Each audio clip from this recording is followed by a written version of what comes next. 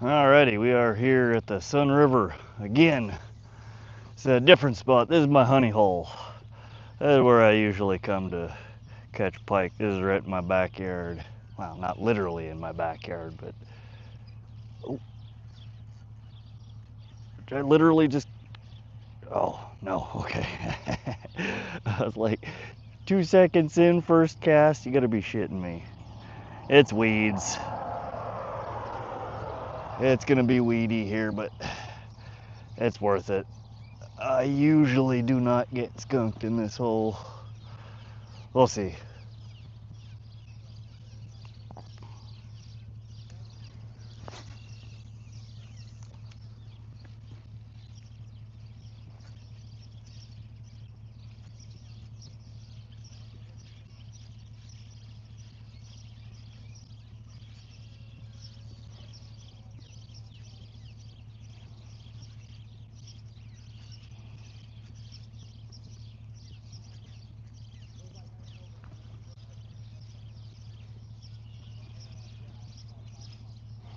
We'll see. This is northern pike hole. There's other fish in here, obviously. Bullheads, yellow bullheads, black bullheads. There are walleye in here. Very infrequent catch, but they're in here. Rainbow trout, brown trout.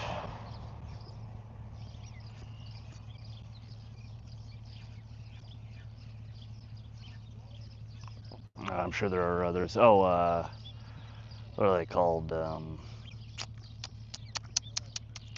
Bourbon. Ling? They're a weird fish. Normally only catch those at night though.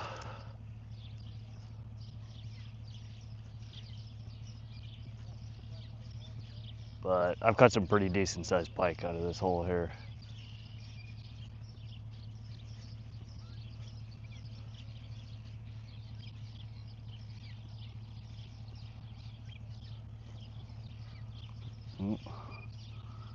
Birds plucking bugs off the top of the water.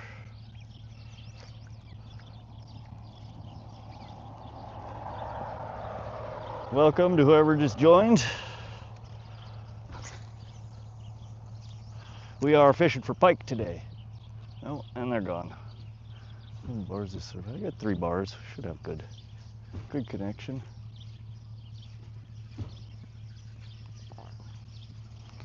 Let's see what we can hook up on today. I'm using my trusty Bandit 100 in pearl, red eyes. This is my all-time favorite pike lure here. As you can see, this one is well worn. This lure, not just this style of lure, but this lure, I've been fishing off of for almost 2 years now, and it's caught probably, easily 40 pike.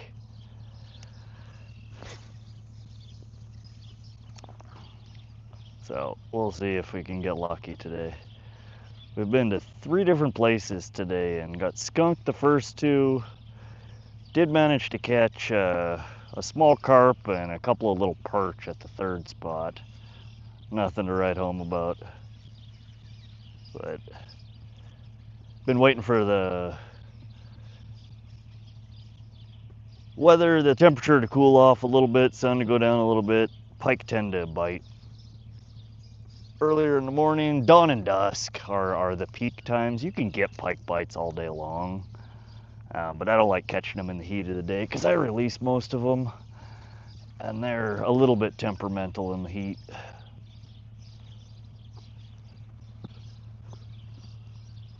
Oh, welcome. Got 3 viewers here. Can you guys tell me if the audio is all right? I'm using my DJI Mic 2.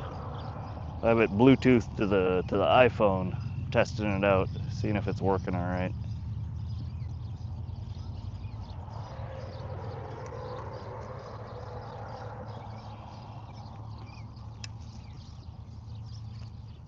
Oh geez. Dangly dangly. There we go, come on. Why is it always the opposite way you think it is? I go to spin it to untangle it and it's always the wrong way. There we go. Howdy folks, those of you who are watching.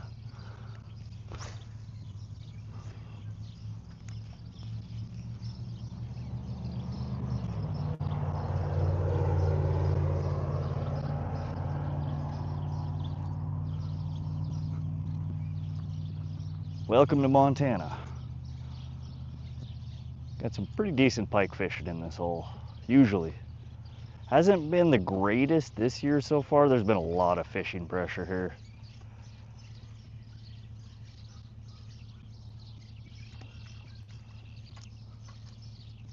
Get off.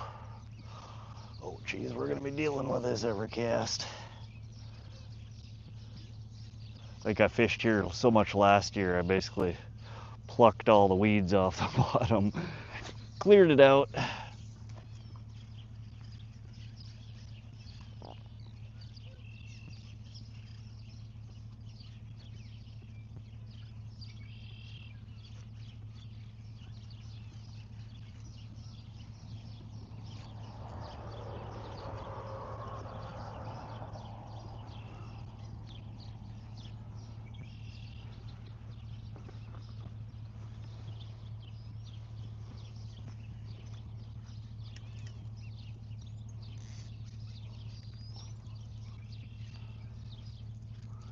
And I didn't show you all on the camera. This is my trusty pike lure. It's a Bandit Series 100, pearl white, red eyes. I usually replace the hooks on it and the ring because they're not the greatest when you get it out of the package. But these things are pike magnets usually. I don't know what it is about the pearl white. Pike around here love them. I cast with it, you know, from bank fishing. I troll with them. I got the 200 and 300 series that dive a little deeper. And then there's a really similar lure that dives deeper. That's the Berkeley Dredger. And I usually fish those in the 3D perch color. Though they do have, I forget what they call it. It's a white with a black dot on the side. And those work pretty well.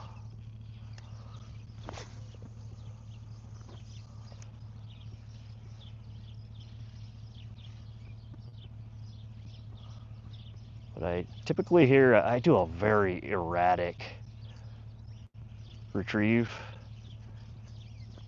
That seems to be the key with these lures. Pike in general, it drives them crazy. If you do a steady lure, sometimes you'll catch them, but I'll be fishing along 2-3 other guys that are, you know, alternating between slow retrieves, fast retrieves, jerk, pause, you know, with a regular pattern to it. And they catch very few, and I fish with just a very erratic retrieve, and I usually will catch multiple more than they do. Just a jerk, jerk, jerk, and then pause and jerk. And oftentimes I'll even just a snap, you know. And more times than not, I'll actually catch them on that snap. In fact, I might have just, no, that was weeds.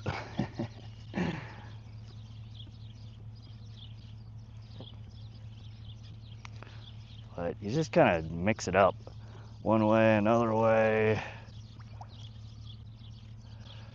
And they too will often follow you right to the bank, so be careful when you're fishing for pike.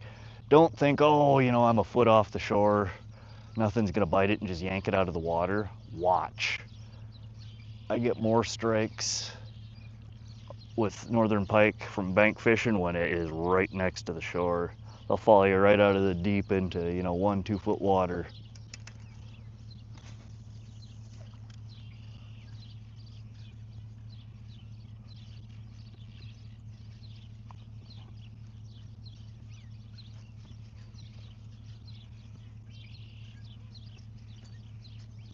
Sometimes it just takes, you know, a pause at the end there or a jerk, and they'll latch on.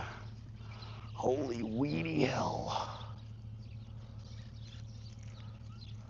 It's almost time to start throwing some top water here. Maybe another hour.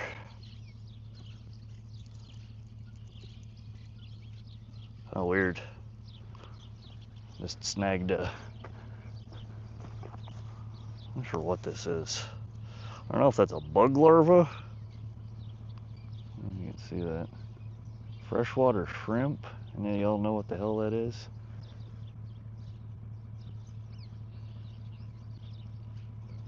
Must be bug larva. That looks almost like wings partially formed on it. God, they almost look like bird feathers. What is that? That's weird.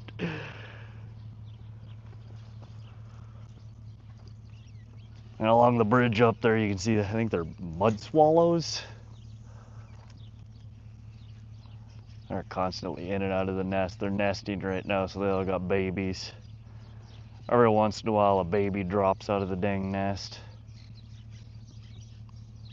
It's gross though. You don't want to fish underneath them this time of year, because the babies, I learned this the hard way. The babies turned around and stick their rear end out of the nest.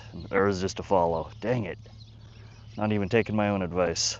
But anyways, the babies turn around and stick their rear end out of the nest and squirt, squirt. You'll be, if you watch the water, there's just constant plops. And it's little baby bird poopies.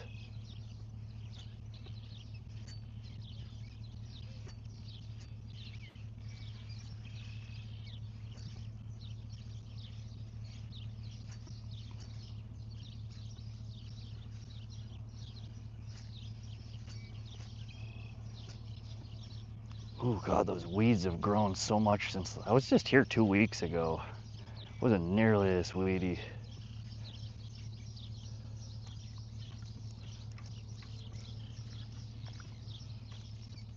Oh, get off of there.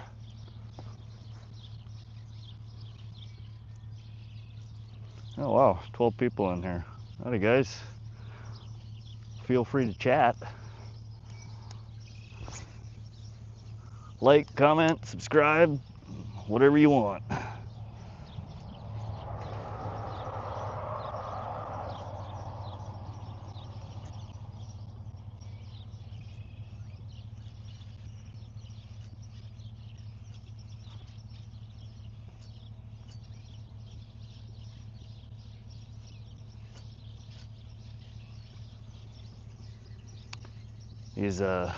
This particular lure, it's dives to about 2 to 5 feet depending on how fast you're retrieving it, and most of this is about 3 to 5 feet. There on the other side is a deeper portion. It goes down to about 12 foot.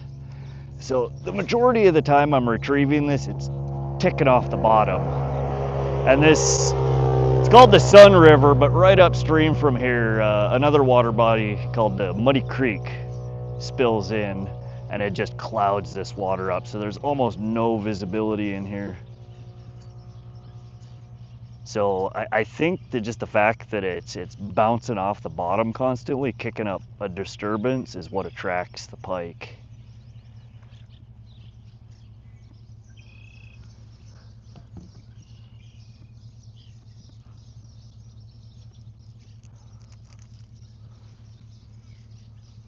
But it seems to work really well here. I've had some success with other lures here, but I always go back to this one. It's my tried and true. Pike will bite off nearly anything, it seems. There's just something about this lure they like.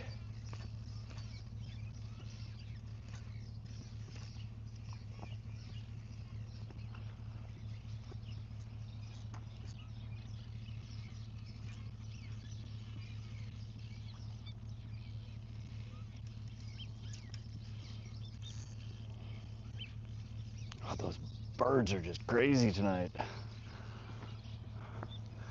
got you pointed over there. Just got started, Daniel. Welcome. Yeah, I've been here, what, 15 minutes? Just got set up and throwing the lure here. It's a little early yet. Bite starts to pick up around 7 or so here, so we got 15 minutes.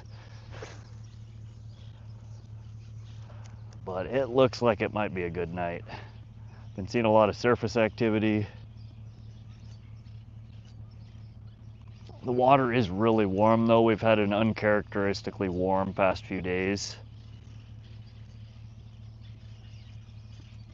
And sometimes the pike are active when it's really warm. Oftentimes though, they go find some deeper parts and they lay up and wait for the water to cool down. At least the bigger ones. The smaller ones don't seem to mind. They're active all the time. But I'm hunting the lunkers that are down here. There's some 15, 20 pounders that come out of this hole.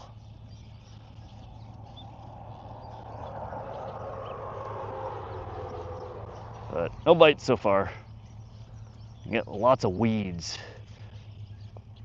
which is tricky because it feels like a bite with this lure because it's ticking off the bottom. I'm constantly hitting the weeds.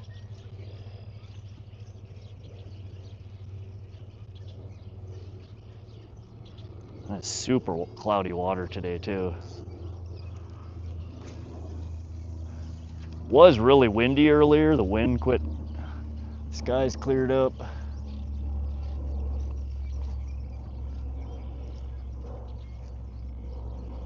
Looks like it's gonna be a nice night.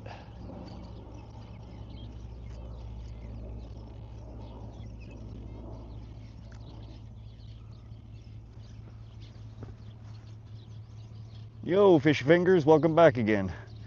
Yeah, I fished earlier for pike. I fished this morning. Didn't have any luck at a different hole. Then I switched and I was fishing for rainbows for a little while and that didn't go so well.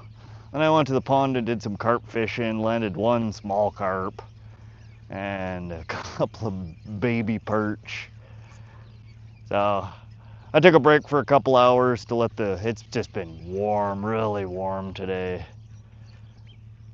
So I let it cool off a little bit. And now this is one of my favorite holes to fish for pike. I'm surprised I actually get decent service here. Stream quality all right, guys? I got 3 bars, so I assume it's decent. Curious also how the mic sounds. I'm using my DJ, oh yeah, there it is, the DJI 2. Just got that hooked up.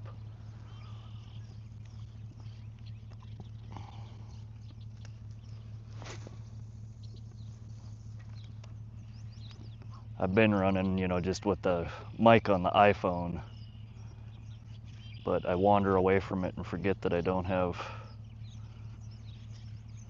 forget what I'm talking to.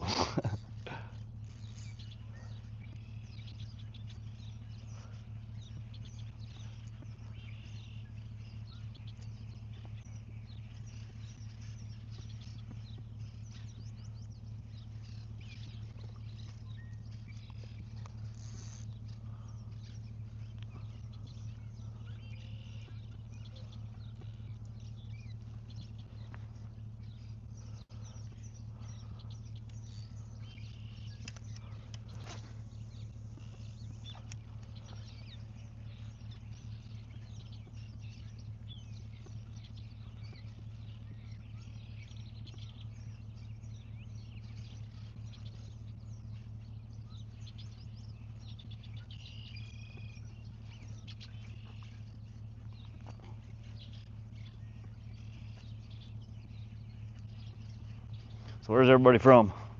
Anybody else here in the stream from Montana? Right on. Thanks, Fishy. I appreciate you confirming. And when I walk away, do you still hear me well? I just want to make sure that it's actually using the DJI mic. I was a little confused earlier. I thought YouTube Live would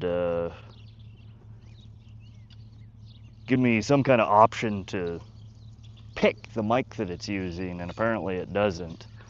So I was talking with Outfish Ontario, which is another guy that I follow, and he was just saying that once you Bluetooth to the camera or to the iPhone, that it should just by default use that mic. So I assume he's correct.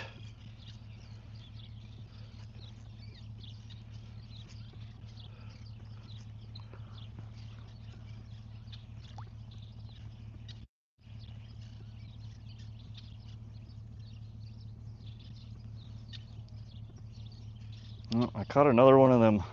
I don't know what this is. It's like some kind of nymph, some kind of bug larva. Oklahoma. All right. What on earth is this? Oh, you can see that. I've hooked 2 of them so far. Ooh, that's his innards. I don't know if it's a bug larva or a freshwater shrimp. Weird looking little things. Oh, good God. Snaggy the branches.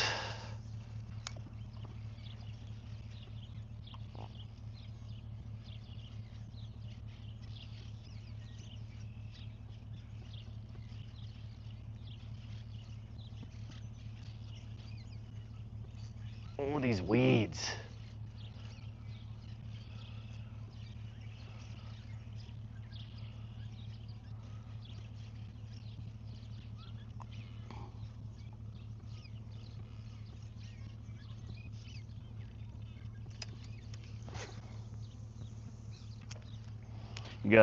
I assume you got pike over there in Oklahoma. You fish much for pike? They're probably my favorite fish to go after. Second would probably be carp, and third would probably be catfish. We got lots of big channel cats here. I've been trying to get more into walleye fishing recently, but I have not had the greatest luck so far. Why'd you stop? Weird.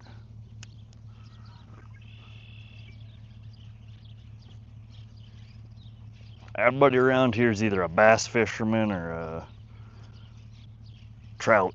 Trout's the big thing around here. Rainbow trout, brown trout. Fly fishing. Everybody likes to fly fish here. I've never learned. It looks fun. It looks interesting. They definitely seem to hook up on fish when I struggle at certain times, but that's like a whole different species of fishing right there. All separate gear, all separate lures. They're wading everywhere, and it looks like so much work.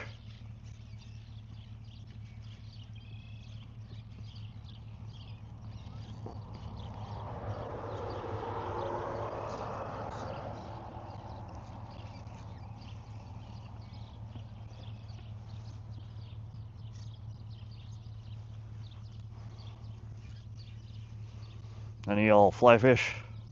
Am I missing out? Is it really all that fantastic?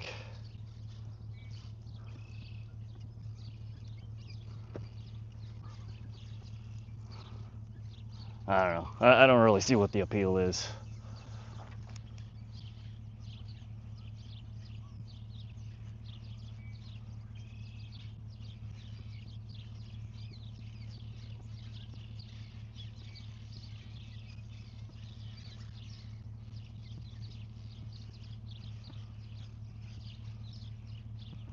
Other than fishing super shallow water.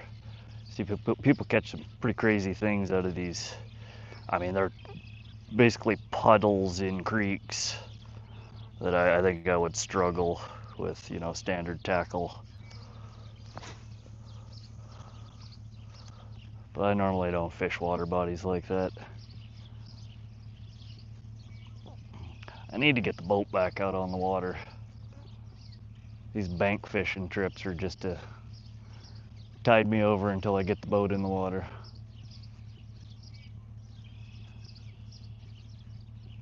And also, I don't even know if anywhere I put the boat in the water has a strong enough cell connection to stream from.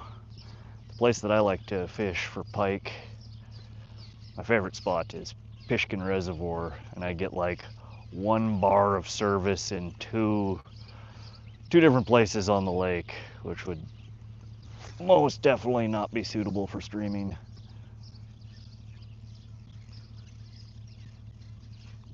Which is alright, I still record and I post videos from it, but it's nice to be able to stream and let people watch live.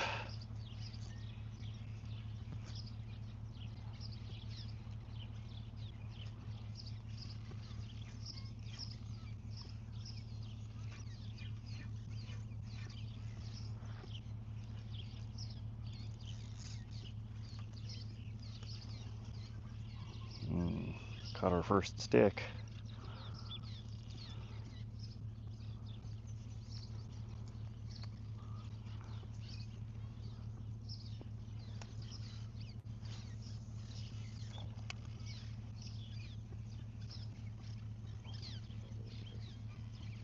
The water is a little high in here.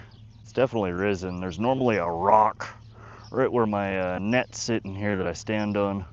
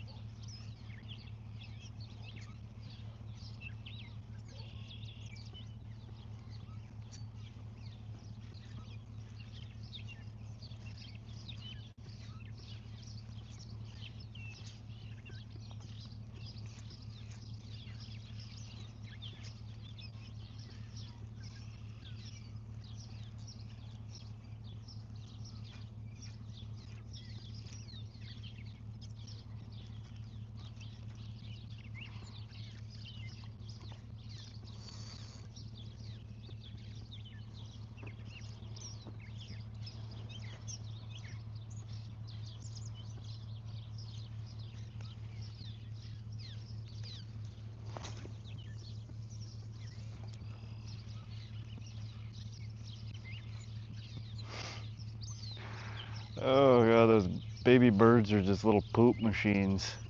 Can you see that? Yeah, I do have it pointed over there. Watch the water surface.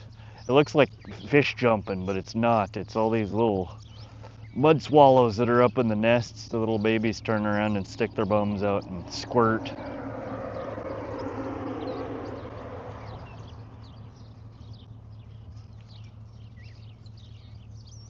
Every once in a while you'll see a baby fall out of the nest too and float down the river. Last year I tried rescuing a couple of them and bringing them home, but they never lived in a day or two. I don't know what it is. I've tried rescuing so many baby birds in my life. I think the longest I've had one survive is like 3 days. They eat, they seem fine, and then you wake up in the morning and they're toast.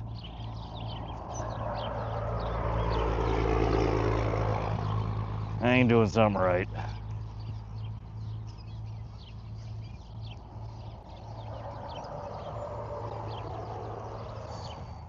Any of y'all rescued a baby bird and had it survive? If anybody's still in here. What am I doing wrong?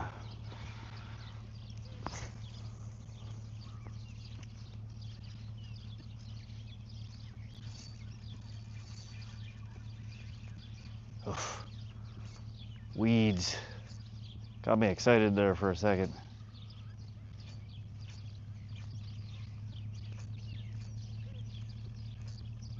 It's really shallow over there.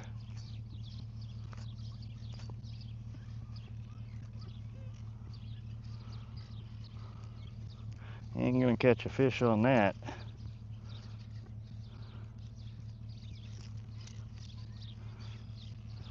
This stuff just came out of nowhere this last week. Got a few warm days and a lot of rain, and this stuff went from being like an inch long to a few feet. It's crazy. Must just be the water temperature.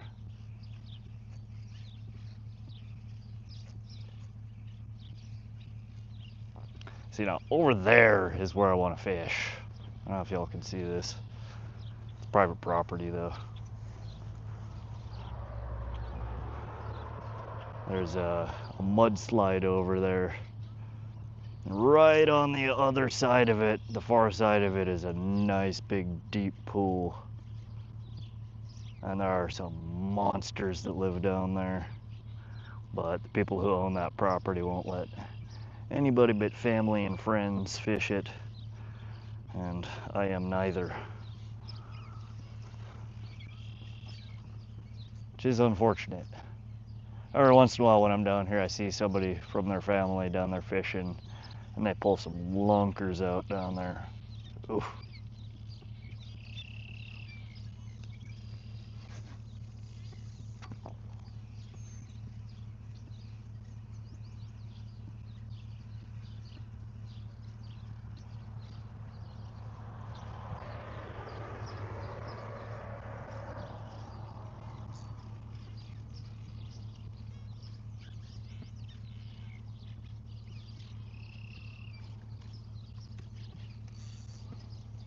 I wish I could get my boat in the river here.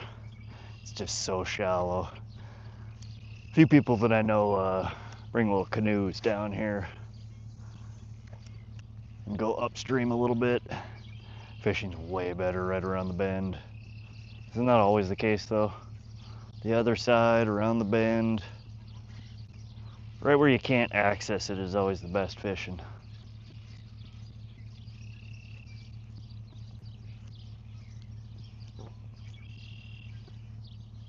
Further downstream towards Great Falls, I can get my boat in and go quite a ways up the Sun around a little flat bottom John boat. So I can get in, a foot deep. Anything more shallow than that, and I smack my jet motor on it, which is no fun. But this stuff, there's just too many patches that, are under a foot. It just make it nearly impossible to navigate. I've always wondered, I see the people down south running them, I don't even know what the hell they're called. They're like the flat bottom, they're like a John boat, except for they got a big fan on the back of them. I forget what the hell they're called. I've always wondered if people use them in like the swamp, you know, you can literally drive them right over solid ground, grass, and always wondered if they'd be viable up here in Montana, or if it's too windy or what. I've never seen anyone around here with one of them. You always see people, it's just like the deep south in the swamp that use them. But I just think about the places I'd be able to get into with one of them things. I kind of want to get one.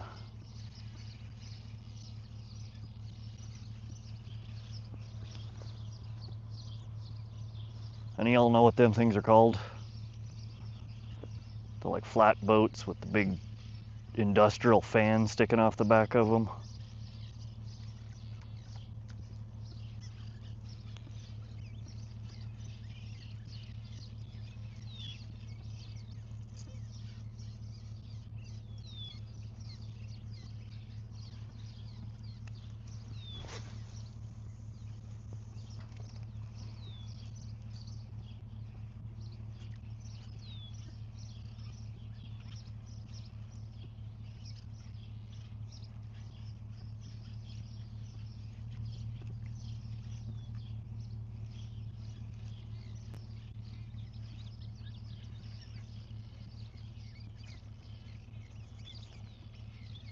Get off of there.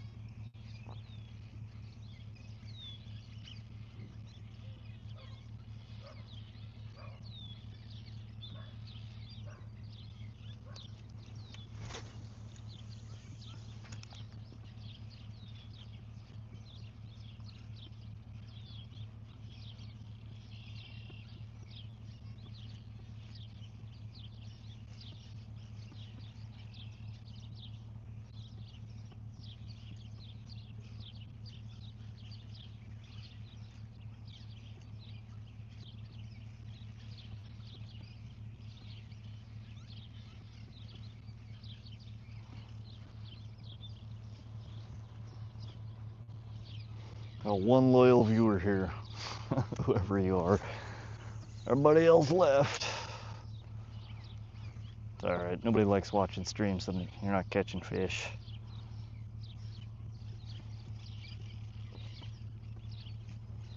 That and Skipjack Cindy's live. I think everybody's watching her.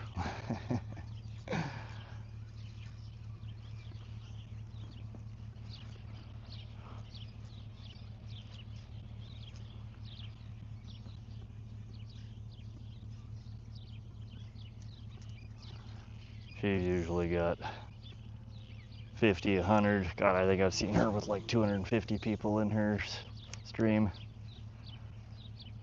I had 17 earlier today. That's my 2-day max.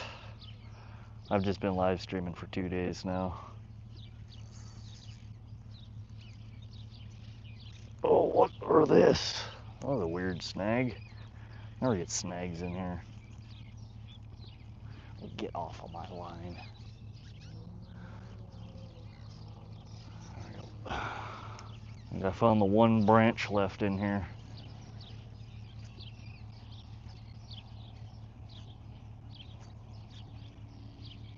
Alright, whatever it is fell off. Or not. There she is. A glorious stickfish. Thought that felt bigger than a twig. Alright guys. Not the monster I was hoping for. But always nice to pull those out and not lose your lure to it. Welcome to whoever just joined. We're at the Sun River fishing for northern pike. Hoping we can finally hook up on something good today. It's been a fairly disappointing day of fishing. Although honestly, any day fishing is a good day fishing. I'd so much rather be doing this than most anything else.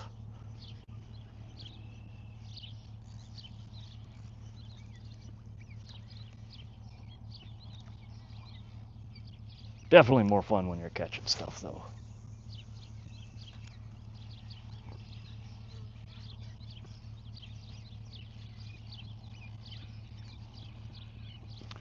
Sun's starting to go down though. The bite tends to pick up here a little bit as the sun goes down.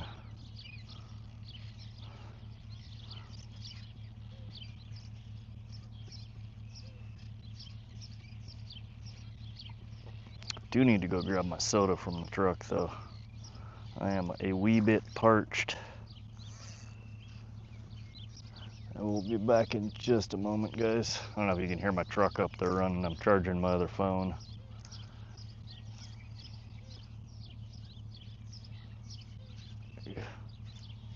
All right, BRB.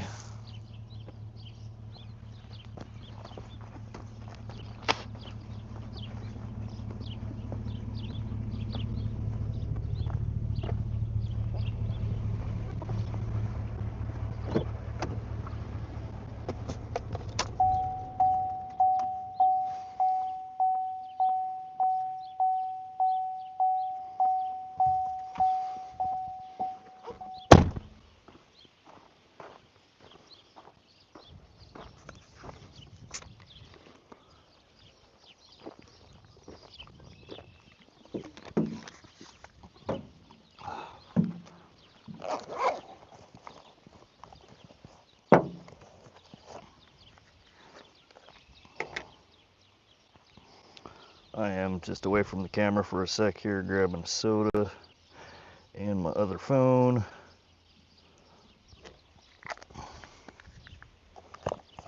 Then we will get back to the regularly scheduled broadcast here of not catching any fish. Oh dear Lord. What did I do with my lighter? There she be.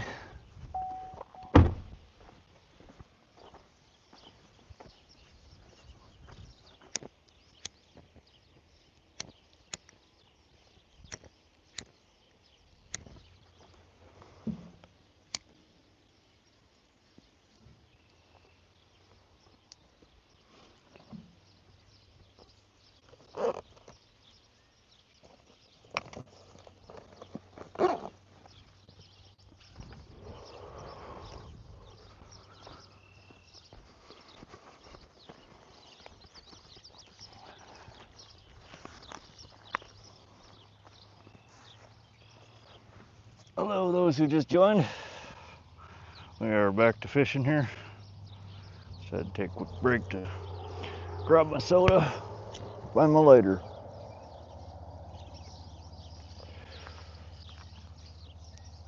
Y'all feel free to say hi. Don't be shy.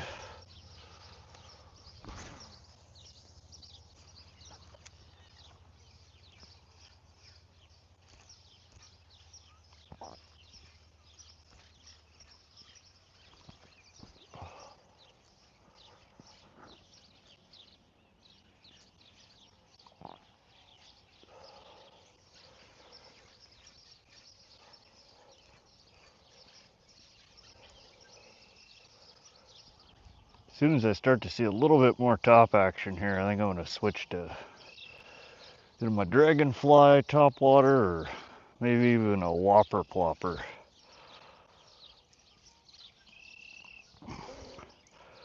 Caught my first bass last night off the plopper. In fact, I got 2 in a row.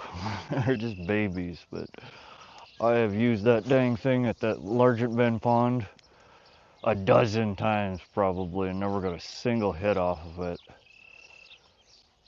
One of the other guys at the pond was fishing, saying that he had just caught a whole bunch off a plopper, so I threw it on, and sure as heck I caught 2 in a row.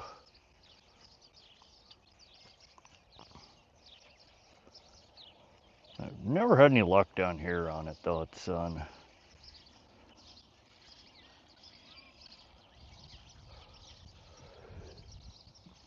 I usually alternate between this guy, the Bandit 100, and Pearl White to I think it's like a 1/2 ounce chatterbait with a swim tail plastic on the end of the hook.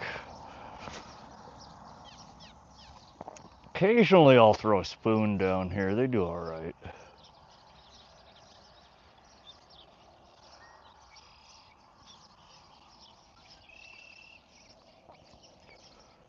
But this Bandit has outperformed everything else that I've thrown down here so far. Oh, those weeds are teasing me. It feels like a bite. It like snags and then it feels like it's pulling back, and nope, no fishy.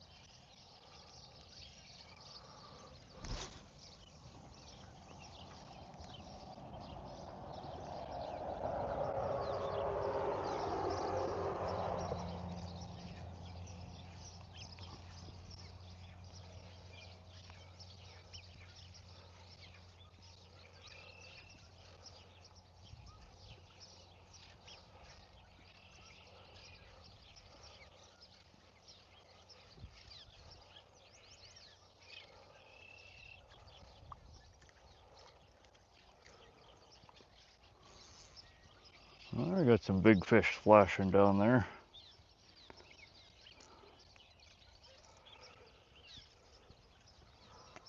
Down in the hole that I can't fish.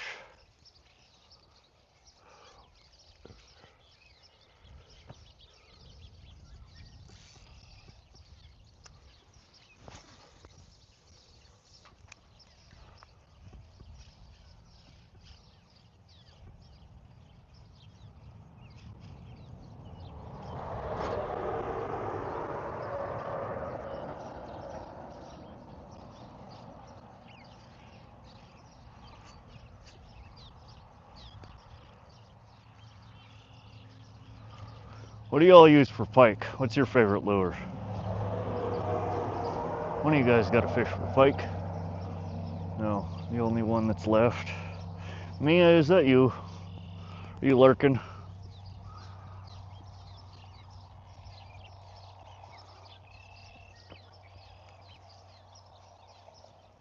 No comment.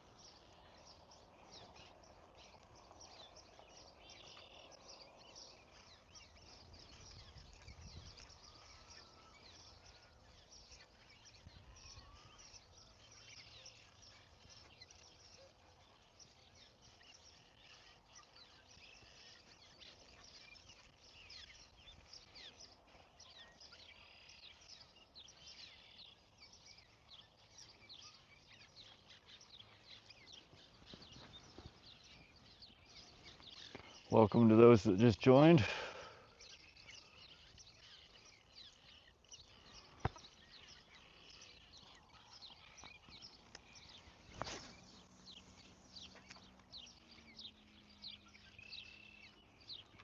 We're still throwing the old trusty Bandit 100 and Pearl White.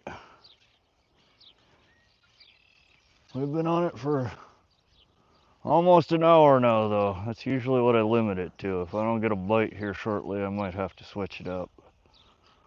probably switch back to it at some point, but if there's any pike here lurking, they are not digging the bandit tonight.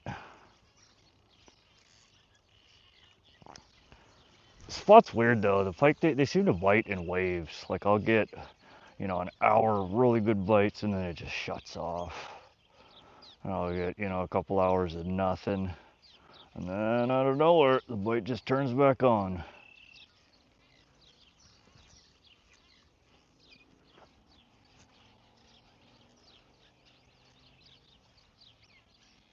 Never understood what causes that.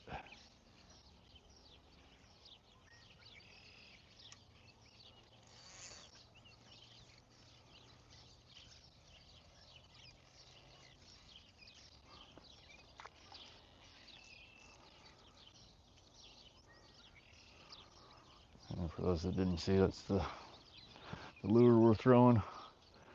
Bandit 100 pearl white. It's a shallow diver. Dives about 2 to 5 feet.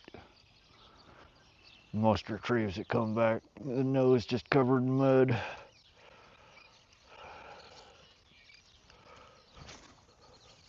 Very just soft, muddy bottom here and there. I don't think there's any hard surface, no rock, no gravel. Just mud and weeds.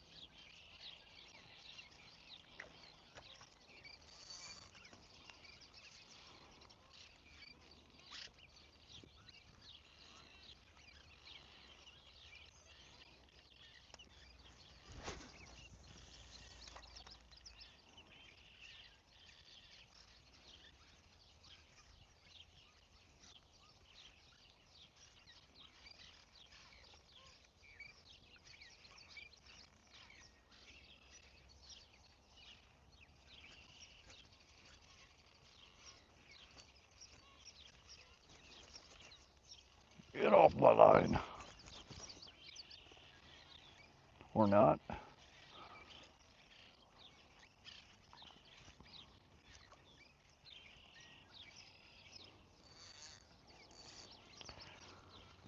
Ooh. Come here, fishy, fishy.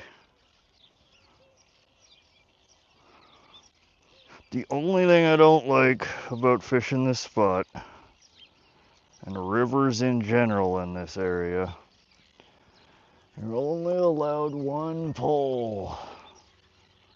Drives me nuts.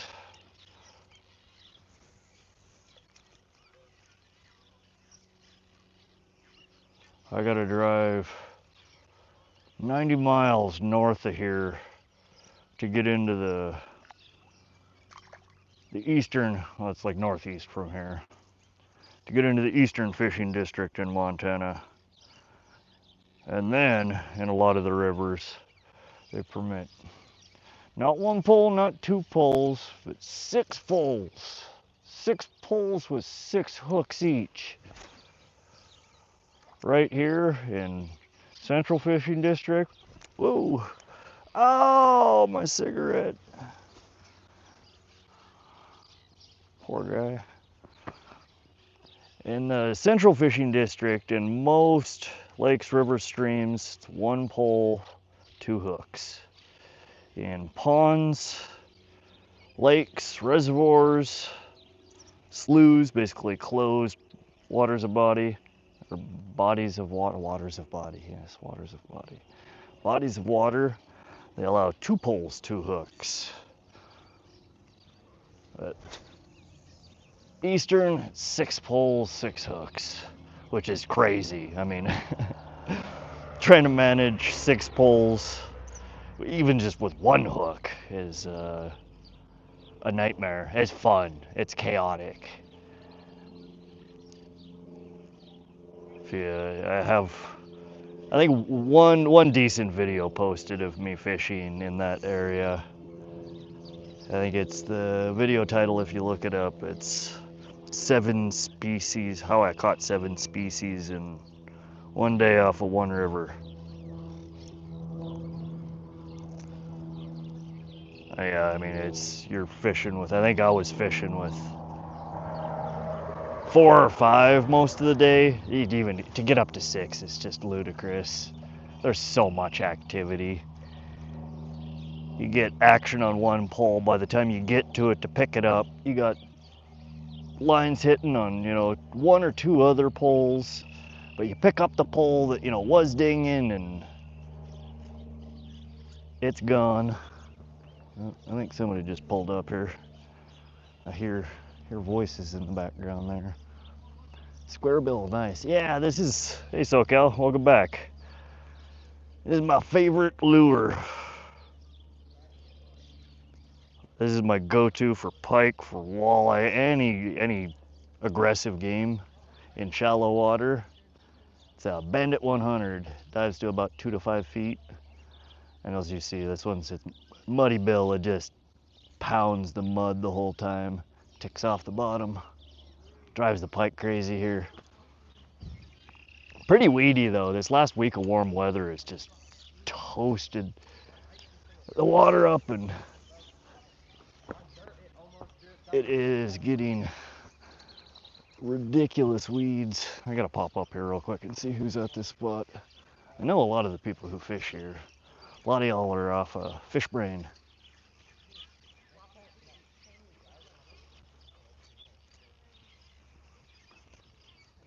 Oh, bird's trying to steal that bug out of the water in front of me. Hold on, be right back. What's up, guys? Howdy. That's the first time I got in the back seat, just like Jake just did. I think they're just smoking a bowl. I don't think they're fishing. Smoky, smoky.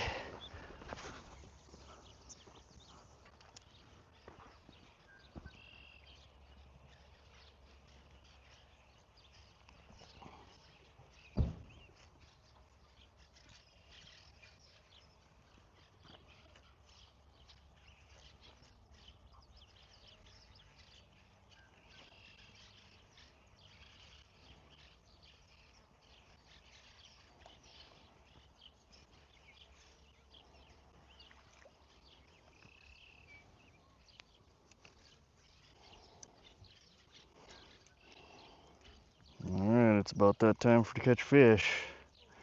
Been waiting for a good one all day.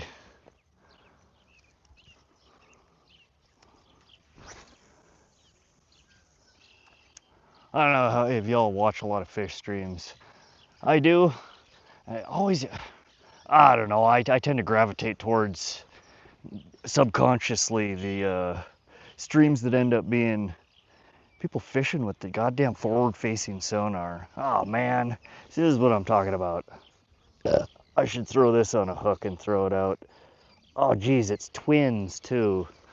Shouldn't be touching those.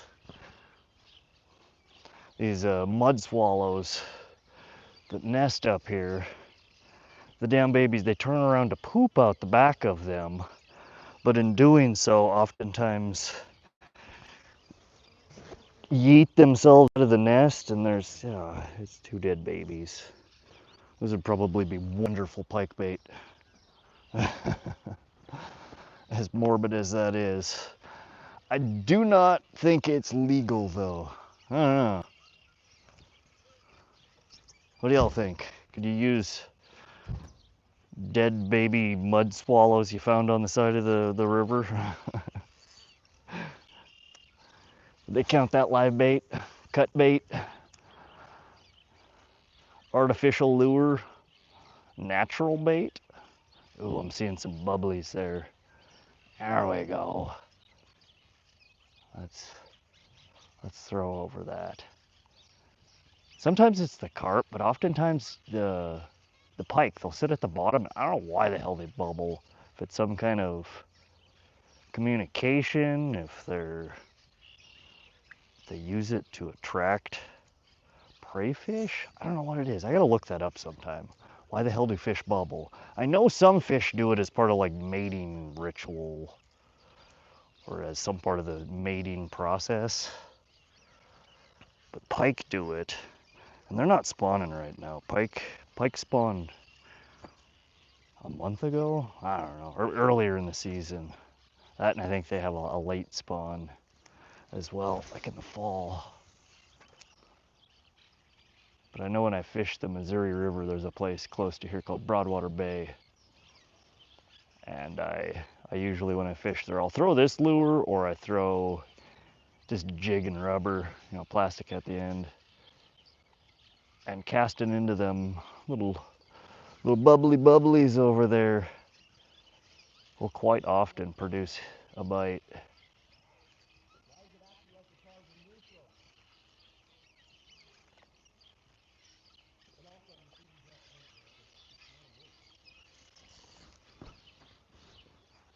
Nobody's talking. That's all right. Talking to myself.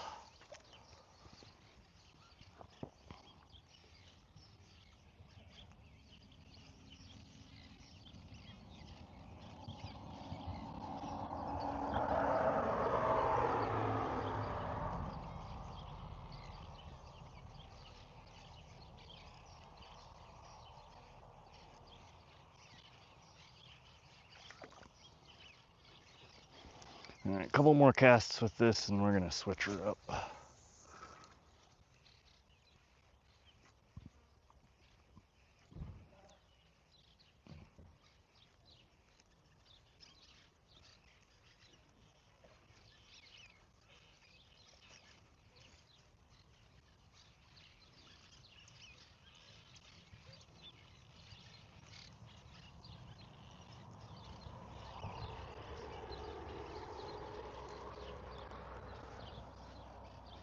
Whoa, 8 viewers. Where'd y'all come from? Snuck up on me. Welcome, welcome. We are trying to catch a northern pike. They're not being very cooperative. We still got what is it, 7:33? We got maybe, I don't know, 2.5 hours still before it gets incredibly dark. What are you beeping at? Man, I swear, I don't know if any of y'all use GoPros. This thing, it's the brand new one too, and I got 2 of them. They do the same thing. It's the Hero 13, whatever the hell it's called, and it randomly stops recording. It's like, all right, that's cool. You do you. So you turn it back on and it records, but then it'll just beep. And I look at it and there's no notification, there's no message. I don't, it's voodoo. I don't know what the hell it's doing half the time. Overheat sometimes too. I got the one that I have is the white. It's a limited edition, whatever. But I'd watched before I bought it, when I was looking into buying, you know, a camera to start streaming. I noticed that a lot of the people that ran GoPros and the DJIs and the various different other brand action cams, a lot of them have, you know, a white outer case essentially that they put on it to try and prevent the cams from overheating. So when I saw that they actually made a white GoPro 13, the Hero 13, I picked that up, hoping it would help, and it doesn't do it all the time, but I mean, almost once a fishing trip, especially when I'm out on the boat, trolling with my camera facing in one direction for any sustained period of time. It'll time out or excuse me, overheat, and then it takes, I don't know, 3 to 5 minutes for it to cool down enough to start recording again. It's just annoying. But I switched for the very reason. People were saying that if you run, the battery in it, that it runs hotter, that especially if you're running from an external power source, which I am because the internal batteries last like an hour. So I got a battery bank that I plug into that I carry in my pocket.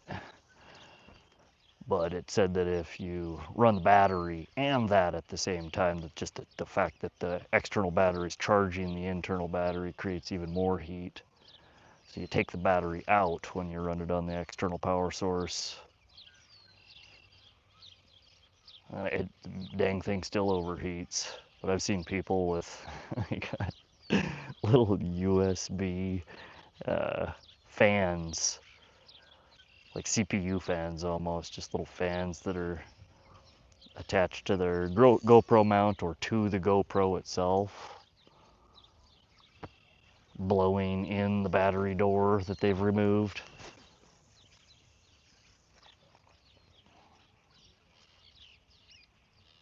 I don't know, it must help. That's pretty extreme though.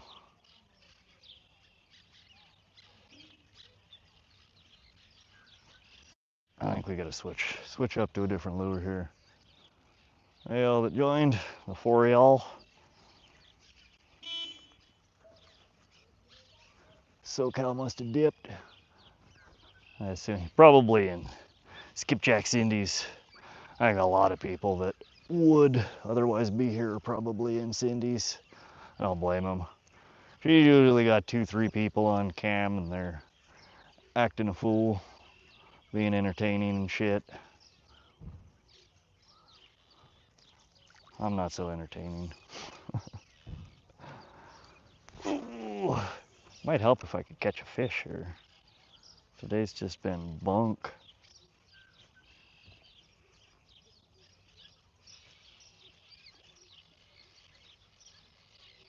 At this point, I'm hoping it even the, God, what was his name from last night's stream?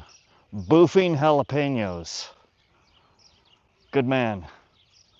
Come in calling me a garden gnome looking like I just got out of rehab.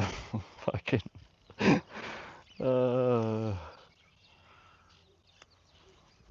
I can't even hate on that. That's pretty good.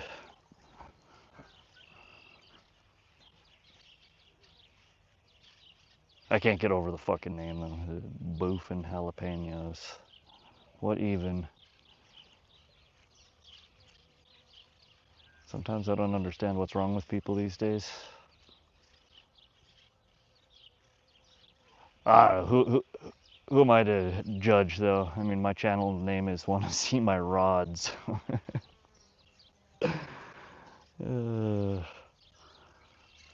I still think that's probably slightly more classy than boofing jalapenos. What do y'all think?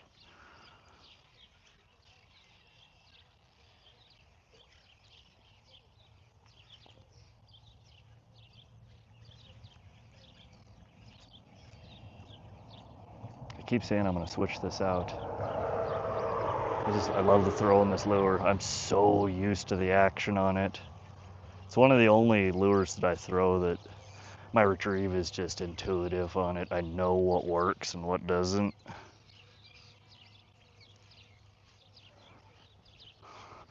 But I'll throw this thing all day.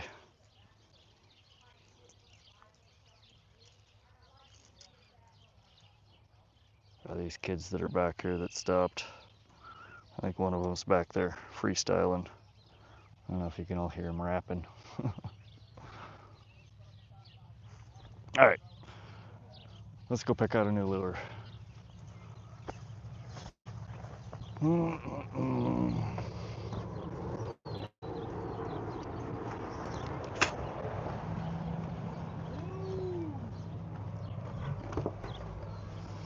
Alright. This be the tackle box choices. I don't know what you can see here. It's just set up fucking weird. There we go. There's all my square bills. SoCal, if you're still there, you'll notice that I got a whole bunch that look a lot alike. I found that honestly, you don't need a whole lot of variety. So many lures that have like 19 different colors of the same lure, and it doesn't seem to matter. I mean, other than light and dark. Again, white, black. Every once in a while, again, like a shiny, or I do like to throw, you know, the 3D patterned ones that look like a specific species, but other than that, just light and dark. Everybody's like, oh, throw purple for this, throw blue for that, and from what I understand, most fish, they can't even differentiate between those colors. It's all just shades. Alright, so we are going to, top water will be in a little bit, which is these guys, my collection of poppers and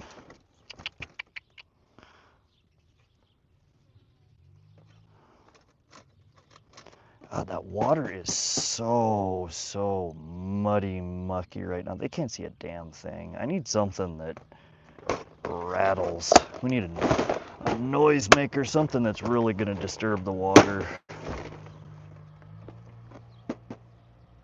We are going to switch to a wally popper or something here in a little bit.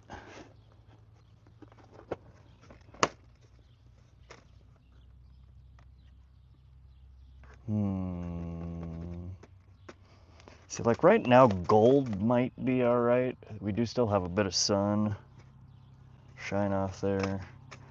I would like to throw, you know, some realistic 3D, but I don't think they can see it in that mucky ass water.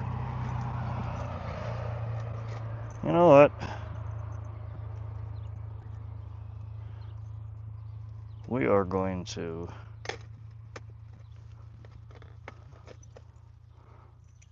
I have not thrown this one yet.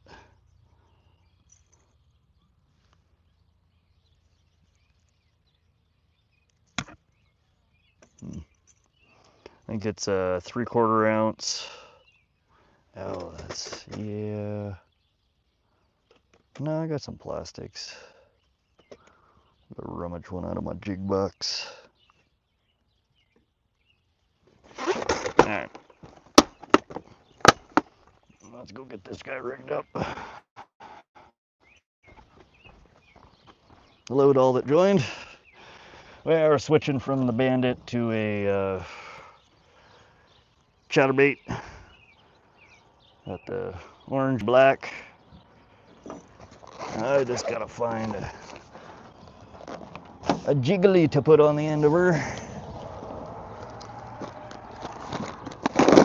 Let's pop open the old box of wonder here and see some jigs. Got some. Don't got a big selection here today. We got chartreuse, we got white.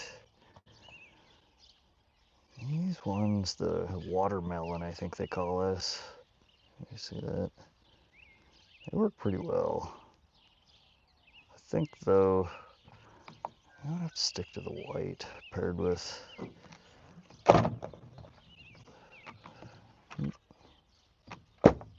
Alright, let's get this rigged up here.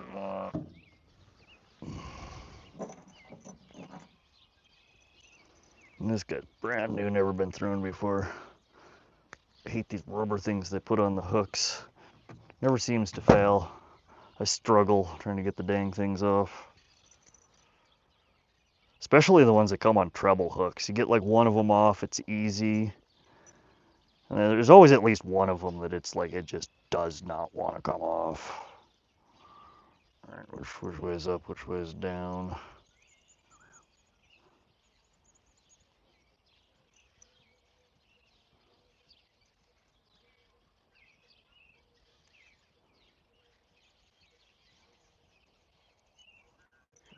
Okay. down.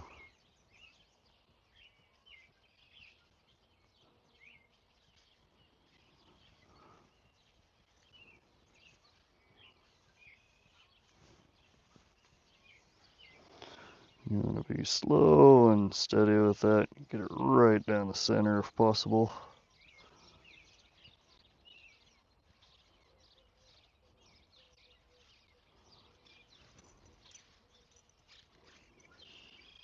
I should have bit a small chunk off the end of this. The rounded, the skinny tips like this I've found don't stay stuck to this little nub down here as well sometimes.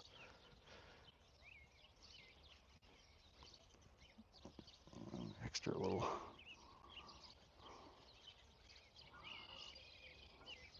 She's slightly crooked. It'll have to do. Hangs a little bit to the left there.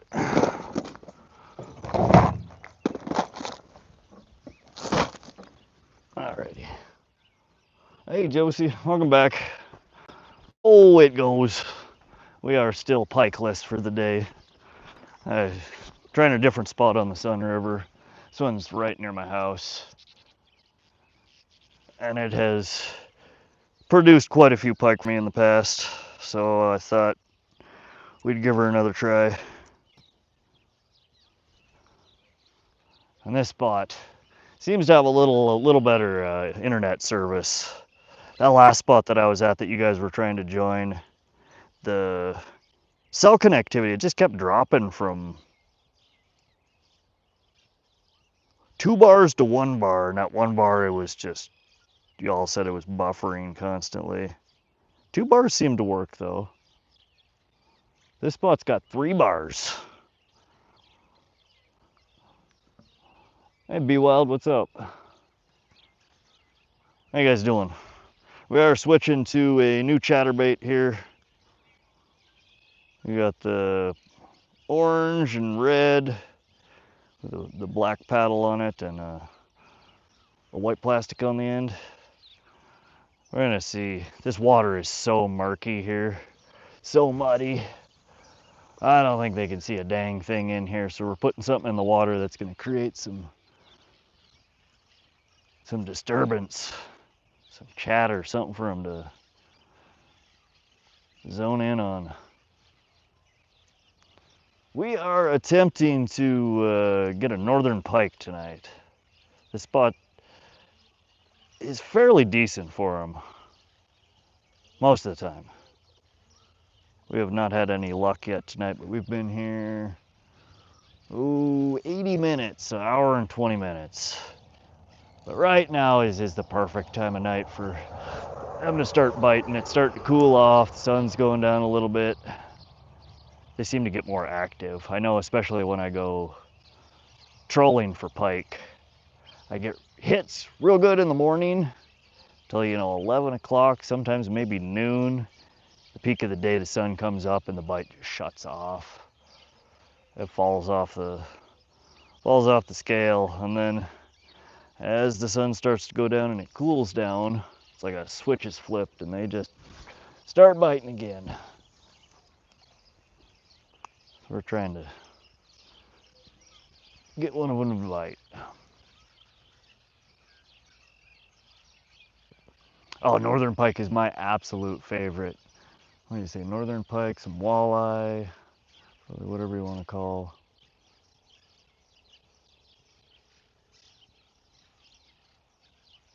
You're from Ontario as well. Okay. Yeah, I follow another guy on here. His channel's Outfish Ontario. He fishes that whole area. I'm from Montana.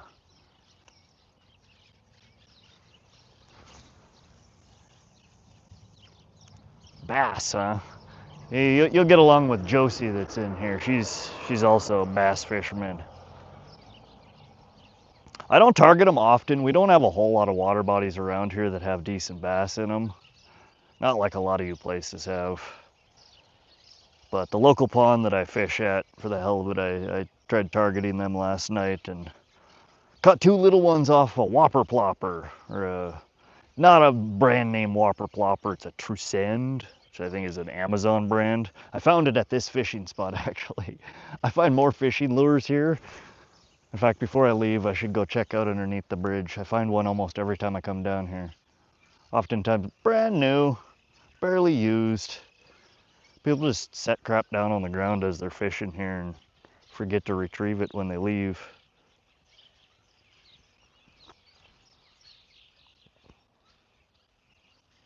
Y'all got some amazing fishing up in Canada. I'm on I don't know if you've heard of FishBrain.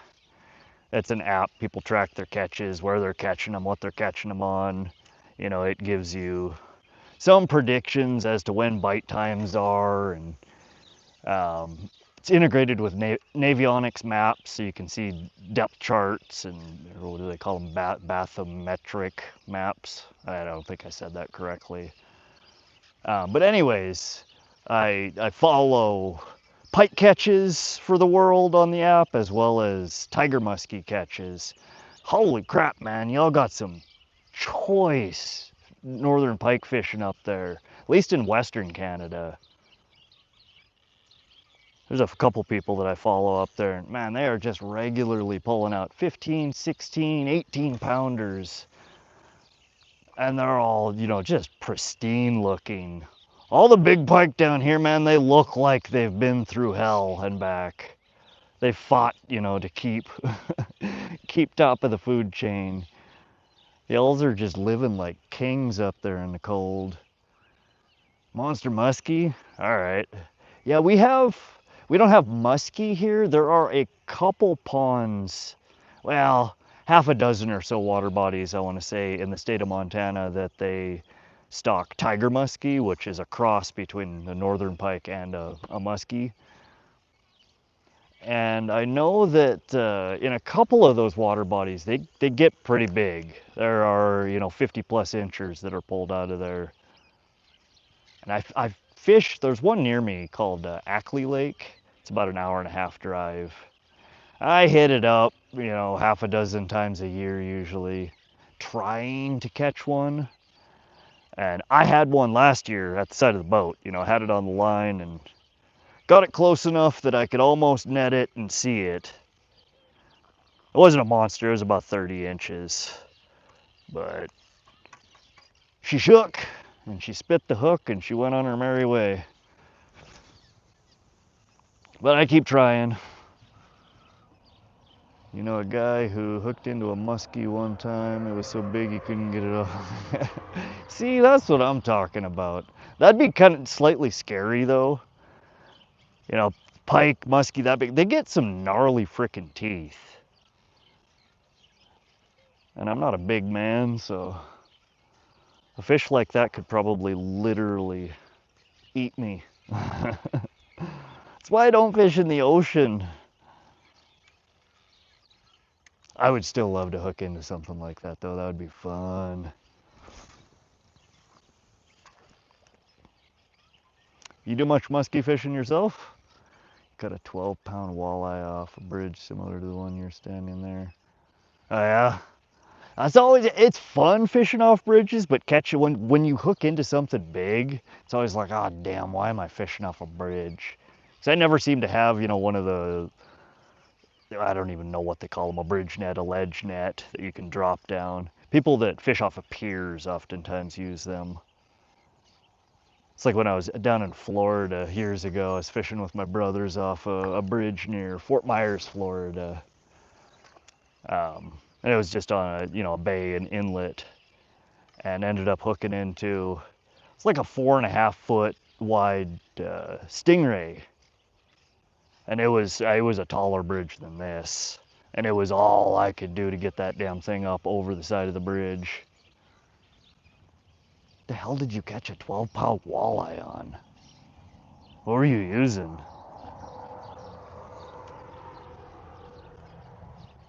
You had to send the wife down the cliff. There you go.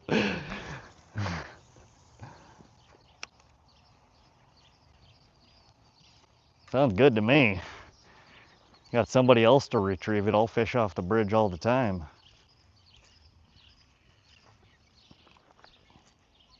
That shit's treacherous though. If you can even manage to pull it in without snapping your line.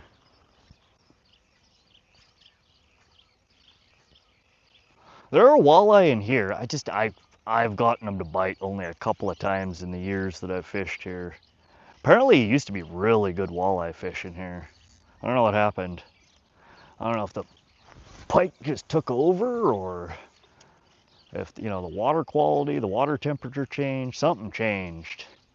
And the walleye migrated further downstream or further upstream. They ain't at this spot anymore. Very infrequently.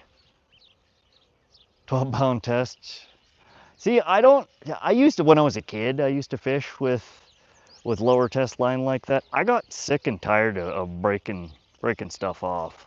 Like this right here, I'm on a medium light action, or medium light fast action ugly stick carbon, itty bitty little pole. You know, 1000 series little carbon reel. I run 30-pound braid on it. You know, it casts wonderfully. I don't see the point. You know, that line, that ain't scaring nothing off. Everybody's like, oh, fish are so line shy. It's like, they're eating this. That doesn't scare them away. You think this is gonna scare them away? Like, come on. I don't see the point in fishing, you know, 8, 10, 12-pound test. I mean, unless that's all you got, then, you know, more power to you. Fish with what you got. But I run 20 to 30-pound test on almost all of my lighter poles, and then my catfish pole and poles that I use for musky fishing, I typically will run anywhere from 50 to 80 pound braid. Trolling poles, even then, my leaded line that I run is still 18-pound leaded line. I don't fish with none of that light stuff. Hey Andrew, welcome to the live.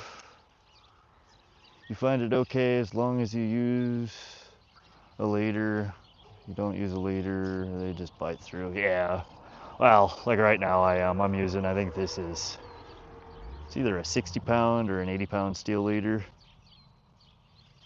Anytime I'm fishing for toothies, I try to remember to use a leader. Because that is one thing, that the braid has wonderful, what is it, shear strength, like the pull on it, but it can fray and cut fairly easily. Much more so than I think mono or poly. Well, I got somebody stopping down here. I'm gonna step away from the cam for just a second here. Oh, happy to have you, Be Wild. Thanks for joining. Appreciate the company. Like, subscribe, stop back. I will be streaming a lot more often now that I got the cam and mic set up. Hopefully next time I can actually catch a fish while you're watching. But I definitely appreciate the likes and follows. It'll help me get a few more people in here. They limit, apparently, the number of people that they allow in lives until you have 1,000 subscribers. Seems kind of crazy to me.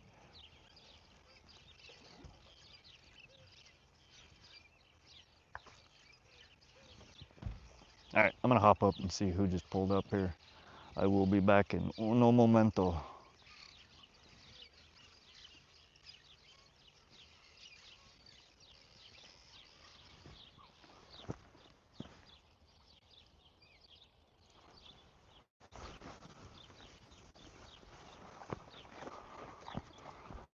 Howdy. How you doing? Oh, not too shabby. Catching anything? Nah, nothing so far. Been here a little over an hour. Yeah, I like to stay until the sunset. The bite starts to pick up better for pike. Tends to, as the sun goes down. Yeah, at 9 last night, that's when I caught one. Oh yeah, you get a good sized one out of here? Yeah, but then when I got it up, it bit through my braided line. Oh shit. I was Now just talking about that. I'm on stream right now, and Tell him you always use a steel leader. You on TikTok Live or YouTube. YouTube Live? Yeah. Yeah, I got a few people watching. See, I could never get anybody to join my live streams. Yeah, it's not a lot. I just started the channel, I think like 2 weeks. Oh, Jesus. Hit the water right there. About 2 weeks ago.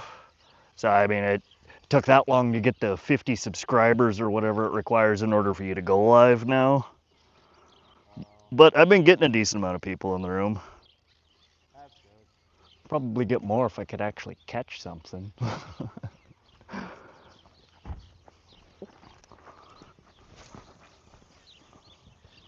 All right, I'm back. I appreciate it, Josie. That's nice of you to say. Post my lives. Post them to where? I'm not really on any other social media.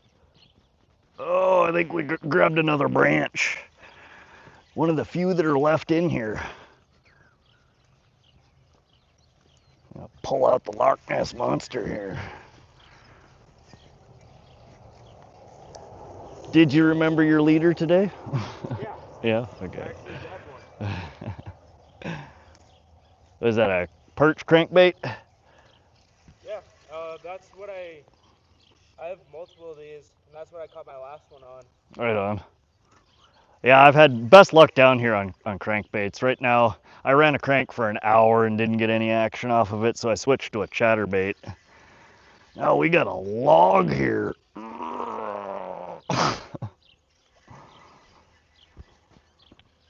Normally this spot's pretty snag free, but that's the second one I pulled out tonight. Just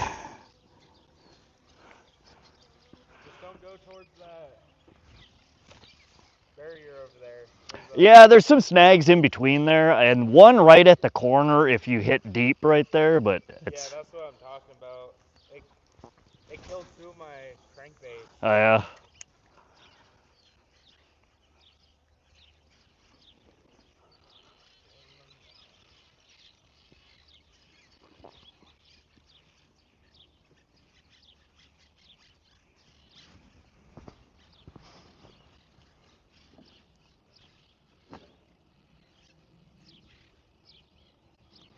Oh, yeah, I do. I post some of the content. I haven't posted any of the live streams on YouTube, but I mean, they're on YouTube, free to watch. I haven't published them though.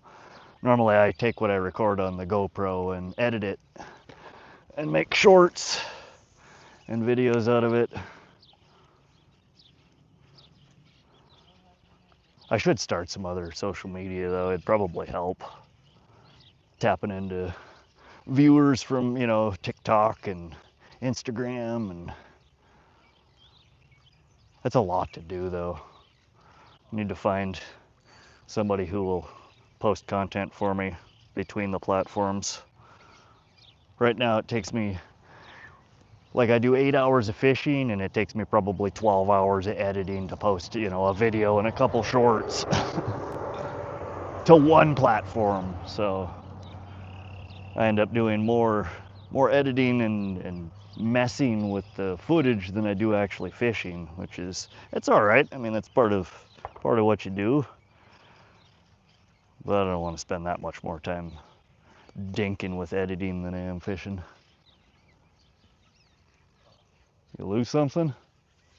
Yeah, I just lost my steel leader. I dropped it. Shit. Oh, good God. There's another stick. Pulled that one out of the mud.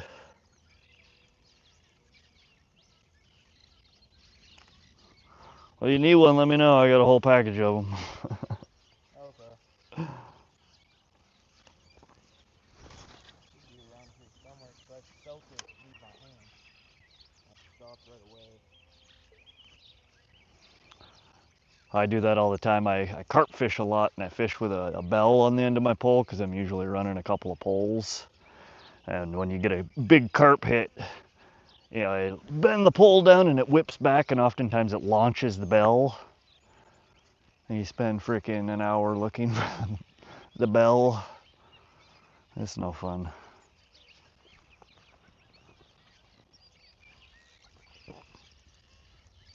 Oh, good God, what is this snag that I keep hitting here? Ugh. There is a new stick right there that I've caught on 3 times now. It's just a really big log. Oh, right in front here. Just a few feet out. I fished this spot for years. There's never been a snag there. Something washed downstream or something got uncovered. I know there's a chunk of a log up about 15-20 feet on the left here that's got a whole slew of lures stuck in it. When the water clears up, you can see it.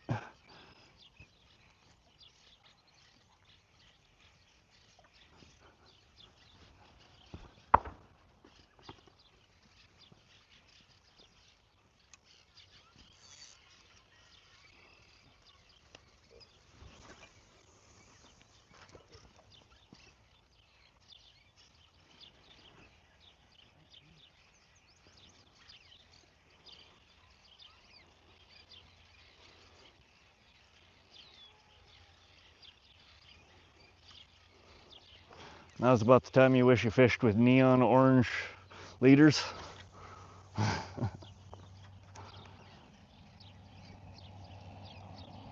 Poor guy's over here, he lost his leader in the grass.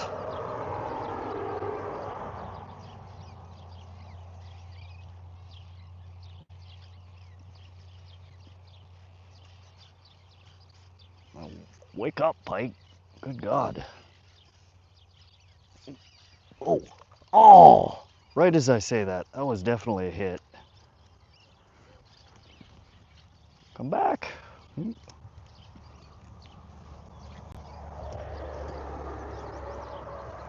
Where are you? Come on, you ate it the first time.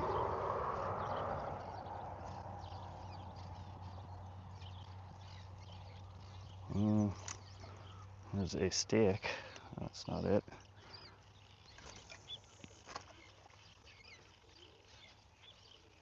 Oh, he's got to still be lurking here. Found it. Oh, yeah. Oh, shit, and you had a big white fuzzy attached to it, too. That shouldn't have been that hard to find. I was just looking in the wrong spot.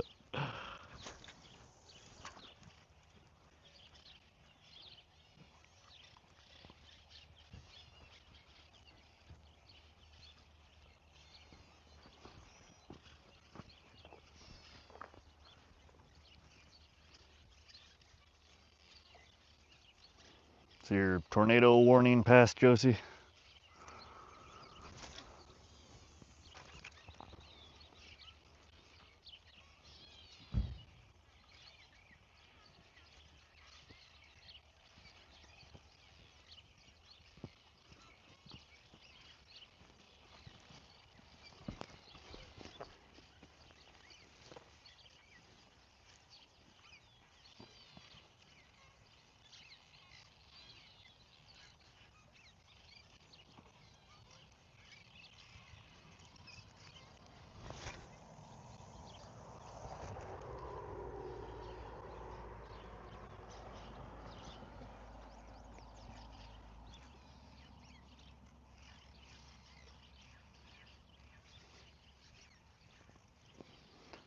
Any of y'all been in Skipjack's live tonight?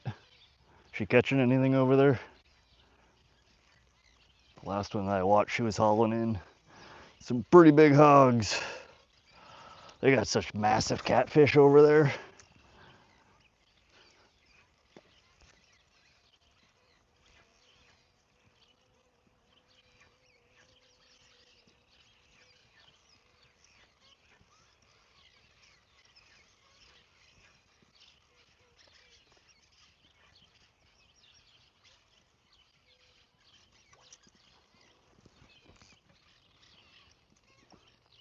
Oh, hey, Deborah Pot, welcome. Thank you for the like and subscribe. Appreciate that. Where are you from? How you doing tonight?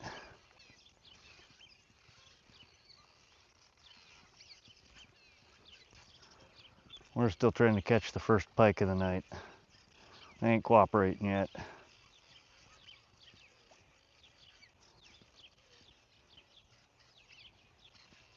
Try to crank for a little while. We're on a chatterbait. Plastic on the end. That doesn't work. I think we should start seeing some topwater action here in a little bit. It's just a little after 8. We got a couple hours of sun left.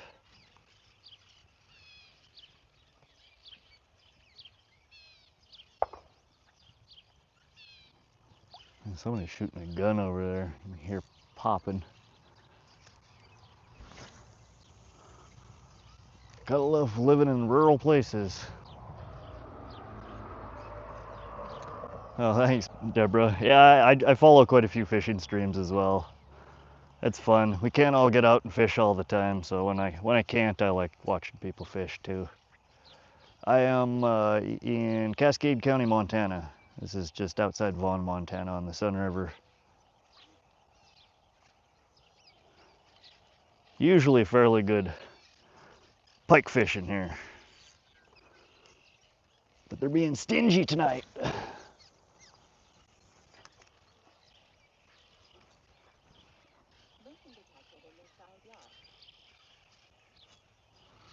Welcome to all that just joined. Texas, nice. Spent a few months down in Texas. It's been probably a little over a decade ago. Y'all have some bomb breakfast burrito there's from the taco trucks. Oh, dang it. Missed him again? Yeah. No, that was a stick fish. That was not a fish. They tend to bite. I've had probably 3/4 of the fish that I've caught out of here, you catch within the first 5 feet of the bank. Oh, yeah. They follow you all the way up to the shore, and just when you're ready to pull your line out, they snap at it.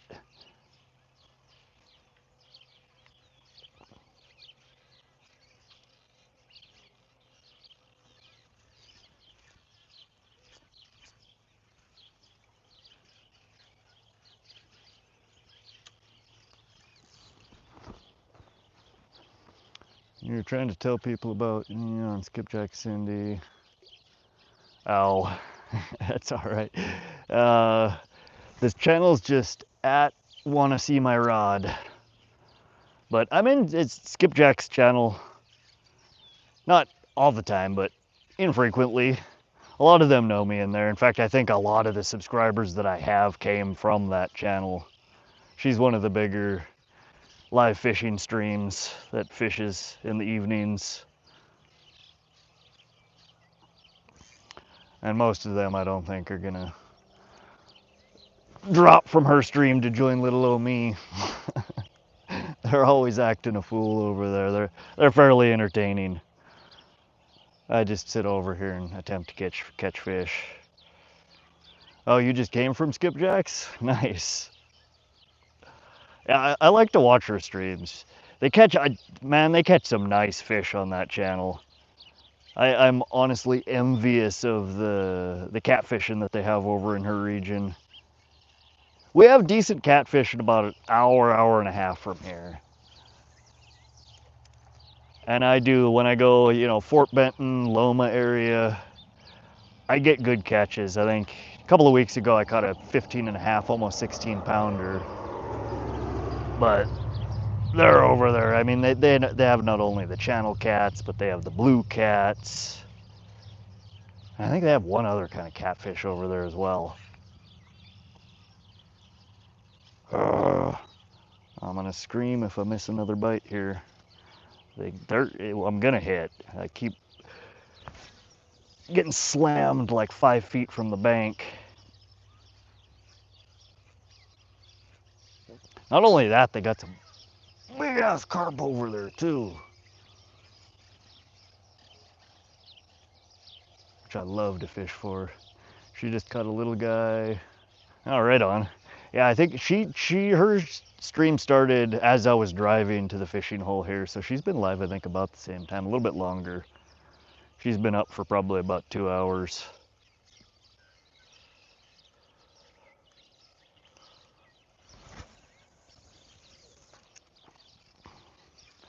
They usually have pretty decent luck over there. But again, they're fishing. They usually got, I mean, what's the other guy's name that she fishes with? Terry? I could be wrong. But between the two of them, they have, I think, 4 to 6 poles, and then they usually fish with a second or a third person as well. So they'll have, you know, anywhere between 4 and 12 frickin' rods in the water. So they're bound to catch something.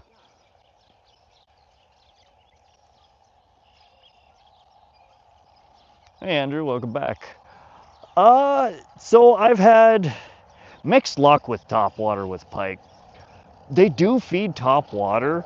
I've had best luck when you can sight them. Like when I'm in a boat, I'll bring the boat, you know, 10, 15 feet from shore, and you can sight and you can toss to them. They'll bite off of whopper ploppers. They bite off of little baby ducks, which are basically like a whopper plopper. They got a little fin that spins in the back.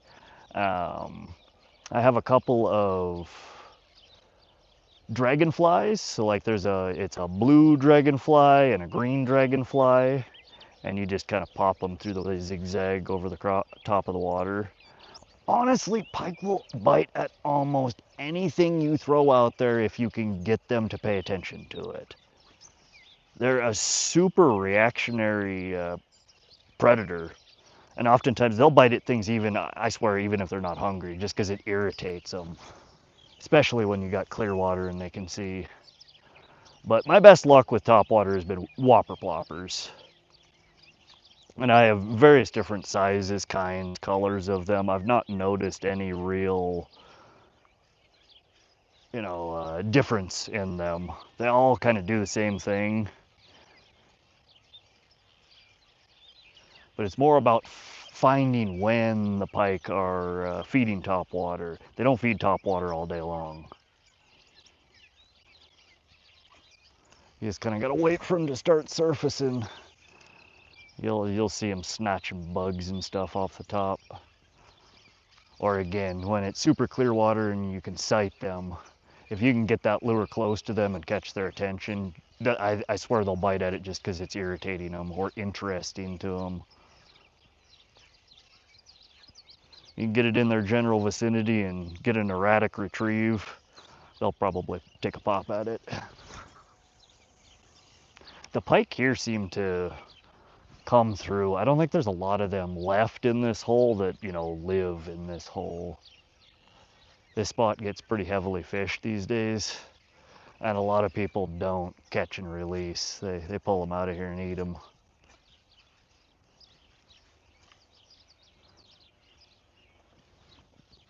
Oh, there's a new person. Hey, Sandy Toes. Welcome. Hey, appreciate it, Sandy. Thanks for sharing the link. I hope Cindy isn't gonna get mad that you're stealing viewers, that I'm stealing viewers from her. She got plenty over there. Y'all probably don't stay long anyway, but appreciate it. How many viewers are you averaging? Right now 6 to 10. Earlier today it was like 17 to 20. It's not a whole lot. Until you get 1,000 subscribers, apparently they put a limit on the number of people they allow in a live stream. Which is kind of silly. It's ridiculous that they make you have that, any number of subscribers to begin with, but then they basically box you in and only allow a small number in your live at any given time until you reach 1,000 subscribers. And at the... No, it is with TikTok, but Oh, is it? I've never streamed on any other platform, so... But instead of the subscribers or followers, you have to go live so many times for so many minutes. Oh, okay. See, now that makes more sense to me. I mean, after you've been live enough times, they lift whatever, probationary period on you. But 1,000 subscribers, that's going to take me an eternity to get at this rate. That's all right, though. It's cool just to have a few people to chat with while you're fishing. I fish alone so often that Out here talking to myself. That's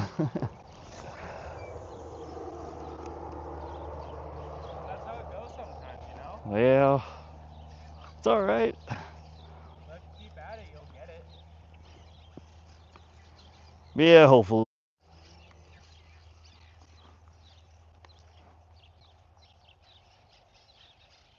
She is. Cindy's always been really nice.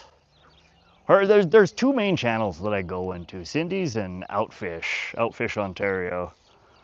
Both of those guys are really nice.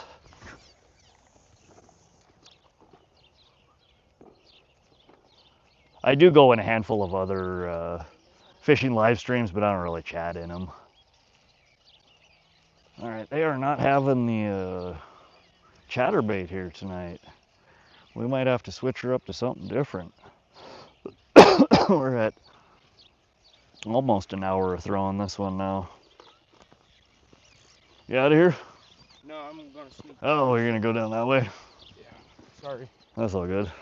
I've never really fished down that way much. It always seemed, every time I cast down that way, I get snaggied up, so. Yeah, this is the last time where I caught one. It was right around here. Oh, okay.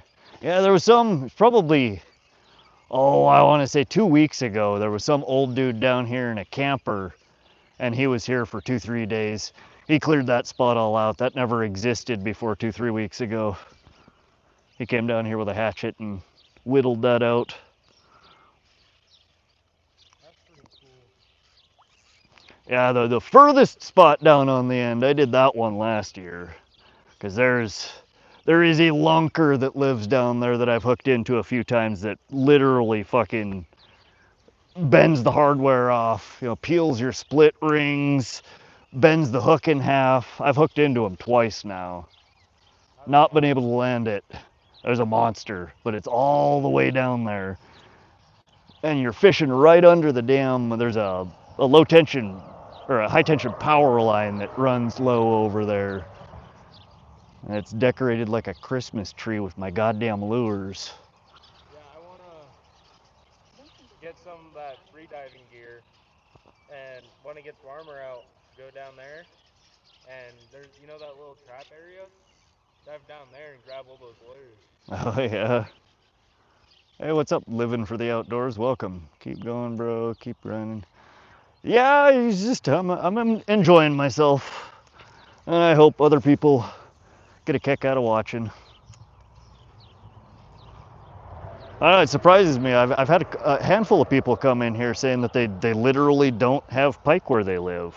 It's like, wow, it's one of my favorite fish to fish for. I don't know what the hell I'd be fishing for if I didn't have pike, besides carp. There's a lot of trout. I've never been a huge fan of trout fishing. I mean, I go up to Holter sometimes just for the hell of it to, you know, troll and limit out in a few hours. And I visit, you know, when I bank fish, I hit up nylon or, you know, a handful of the reservoirs around here that trout is really what you fish for there. But I've never had a trout on the line that impressed me. That really was that nice of a fight. Oh, trout is really fun with a fly rod. See, and that's what I hear. And a lot of people that I know that are like diehard trout fish, they fly fish. And that, it's always looked interesting to me, but it's a whole different, it ain't even fishing as far as I'm concerned. You use completely different gear, completely different lures. And I just, That's still the same. yeah. But yeah, they just absolutely kill it on trout. Trout are oftentimes top feeders, and they're eating, you know, all the bits of flies and garbage that floats around that's harder to replicate with, you know, a standard line rod and reel. But the only thing in the trout family that I actually have thoroughly enjoyed fishing for is salmon. You know, I've never actually fished for salmon. well, so like you go to Holter or a reservoir like that that's got a lot of trout in it that also has salmon, you'll oftentimes catch them just as a bycatch fishing for trout. Okay. They tend to be in much deeper water, colder water. They're really sensitive. A lot of especially the kokanee that we have here, the kokanee salmon, they're sensitive to water temperature. was reading the other day that they stay almost all year round in 53 to 58 degree water, which right now, I mean, this water that we're fishing in is probably well over 70 degrees. The surface at Holter is probably, 64 to 65 degrees right now. So you got to get down often to 30, 40, 50 feet deep in order to get, the cool enough water temperatures that you pull the kokanee out at, which That's is where the long or the the long divers are, the long swim baits. The don't know the technical term for it, but they're deep divers. like people that are in like humans diving down, No, like here I'll show you. or you mean deep diving lures? Deep diving lures. Okay, yeah. Well, that's what I usually troll with, like especially for pike. Pishkin I fish a lot, and I've had much better luck on bigger fish with deep diving crankbaits. But for salmon, they don't really bite off of lures like that. They bite off of like a worm harness. Oftentimes the things that trout bite off of, itty bitty little shiny things. But they're fun as heck to fish for because they'll come, just barreling from that 40-foot deep to the surface. Whoa, they closed on me. And they'll launch themselves out of the water and then they take a run at the boat and then they run away. They're just super erratic. Fun as hell to fight. Sandy said 50K subs in 2 years. That's not bad, honestly. And once you get to that size, I mean, oftentimes I think it gets easier and easier to start getting more. YouTube starts pushing your content. All the platforms do when you get that big to more and more people. So yeah, I think the jump from 50 to 1,000 is probably one of the biggest feats. The more you get, the seems like the faster you grow after that. Living for he walleye fishes. Yeah, see that's a fish that attracts a lot of viewers. Walleye is one of them fish that they're not necessarily difficult to fish for, but you got to know how to fish for them. It's not just like you throw out a hook and a worm and you catch walleye all the time. The people that fish for walleye and are good at it have very specific techniques that they use. See, that's what I started off at. Walleye fishing? Yeah, walleye fishing. That's what my grandpa and dad taught me when I was 5. Yeah, I'm not very good at it. I've caught a handful of walleye. In fact, I've caught a pretty massive one in the Missouri River just inside Great Falls, right at Broadwater Bay. But every time I go and like actually target walleye, I do incredibly poorly. I've been up to Francis multiple times, got skunked. I just went up to, on Father's Day, I drove to, what is it called? Lake Elwell, Tiber Dam. And that place has got some absolute monsters of, you name it, pike. They got lake trout. They got huge walleye up there. They got. I mean, that's like the primo fishing in that area. It's just tough to fish because usually it's incredibly windy. See, as part of the Yellowstone, that only You lose chatterbaits more than any other. Really? Why? They're one of the most snagless lures that I own. If you rig it properly, your rubber is dragging bottom the whole time. Your hook is up here. The only time I've ever lost a chatterbait is launching it off the end of my pole into the weeds, Yeah, in Montana. This is outside Great Falls, Montana, Vaughn, Montana, on the Sun River. but there's a spot on the Yellowstone River that I think only a handful know about, and I didn't know about it at all until my stepdad came in, and it was basically in his family that they knew about it. I don't even know how to get there. Where is Yellowstone? I know where the Yellowstone, the park is, but where's the Yellowstone River? Is that in western Montana, eastern Montana? By Terry, Montana. Terry. Sydney, Montana. You know where that is? Which direction from here? Uh, We have so many podunk little towns that I'm learning. it's on the way to Lewistown. Okay, okay. Yellowstone River though, huh? Like you just keep going past Lewistown, just follow that road, and then you'll end up in Sydney, and then there'll be signs to go to Terry. Okay. Yeah, I haven't done a whole lot of fishing in eastern Montana. I would love to. Fort Peck over there, there's the dredge cuts. So many state records come out of those two water bodies and that surrounding area. In fact, I think they just, no, it was Holter that they just pulled the new state record walleye out of here last year I think. Jeez. But previously it was Lake Elwell, I think, the Tiber Dam that I was just at. It kind of flip flops back and forth, but it was a new state record came out of Holter last year.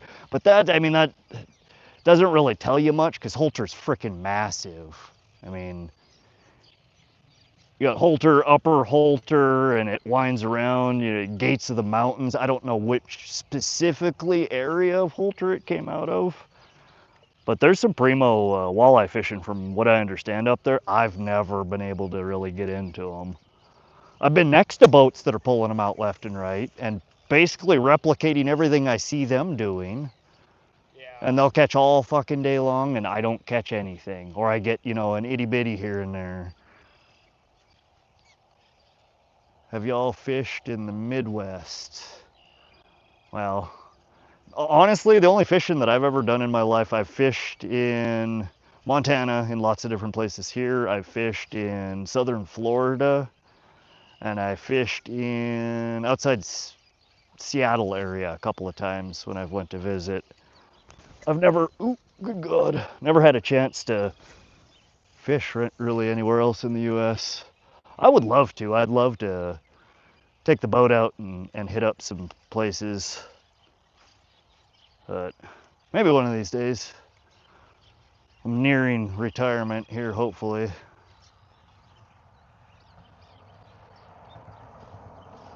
You lose them on timber a lot. Okay, so you're actually getting them snagged in the water. See, and that's another thing. I've hung up on these. And this is where I got to ask you, what pound line are you using? Are you one of those guys we were just talking about that fish like 8, 12 pound tests? Or I don't fish anything less than 20 to 30 pound braid, ever. I don't see a reason for it. So most of the time, if you got a 20, 30 pound braid on there, even if you hook that into a rock, into a stump, more often than not, you'll bend that hook before you bust your line. I'm running 15-pound braid right now. 15 pounds? See, that's on the light side for me. Some reels, you really gotta, you gotta run the lighter stuff because they just don't cast heavier worth a damn.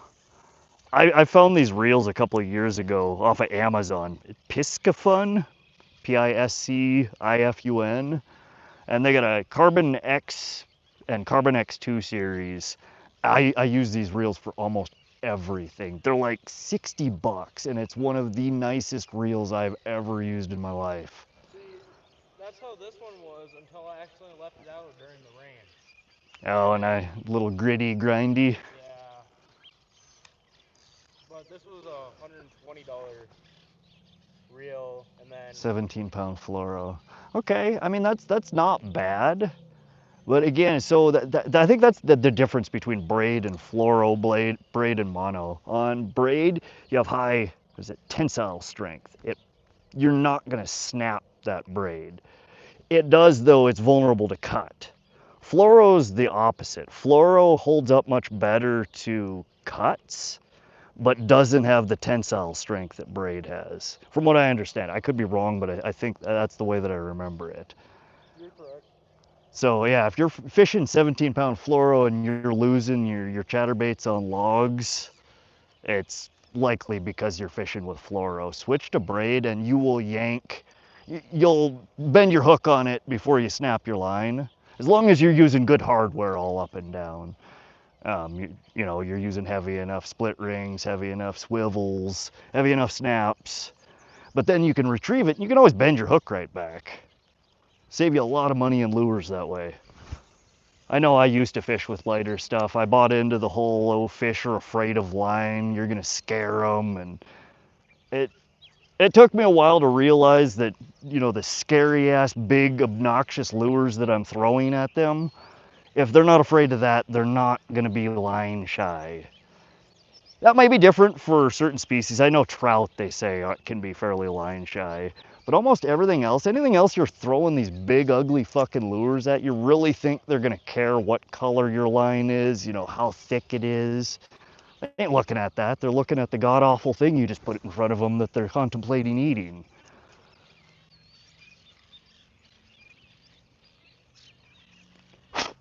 All right, but this chatterbait is not cutting it out. I'm seeing lots of bubblies. You got, in fact, one right in front of you that you might investigate.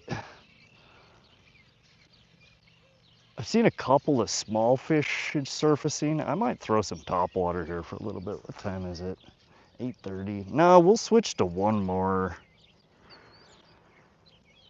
I don't know, this water's just so dirty and cloudy. It's hard to throw anything in here and think they're gonna see it. I need to find something that'll get some attention, something that'll rattle, something that,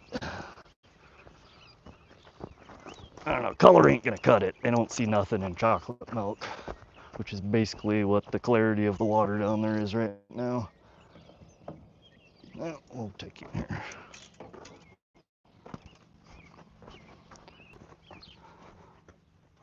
All right, back to the lure selection.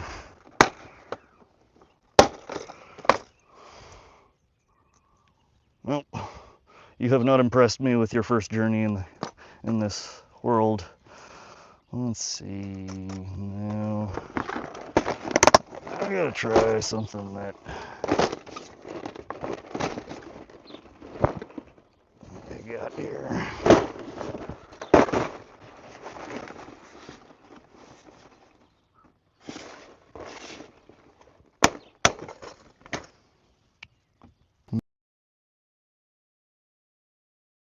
It's 8 to 12. It gets just shallower and shallower as it gets closer to me. I think these guys maybe a Rapala Rippin' Wrap. I got a nice rattle inside. I don't know about silver. Yeah, silver's good to throw at night. That, or I don't know if we could do fire craw. I got a few different ones of those here. I'd love to throw one of these guys, but they're just, I think these dive 6 to 8 feet. I'd be just bouncing on the bottom the whole time. I'll try the Rip and Wrap here for a sec. Yeah, the silver, so I've always heard, and again, I don't know if this is correct or not, but when you got sunny, good sun, good light, the golds do well, and when you have low light, the silvers do better. I don't never really looked into it to understand why that is, but that's just, I've heard it enough times that I remember it, and apparently that is a thing. I think I've not replaced the split ring on this guy. I usually do that. That's the first thing I do when I get a new lure. Never trust the split rings most lures come with. I don't lose lures because I break my lines. I lose lures because I bend or break the hardware in line. And oftentimes your split rings on the lure itself and on your trebles are the weakest point in the lure. And oftentimes I will replace all of those. It's a pain in the butt.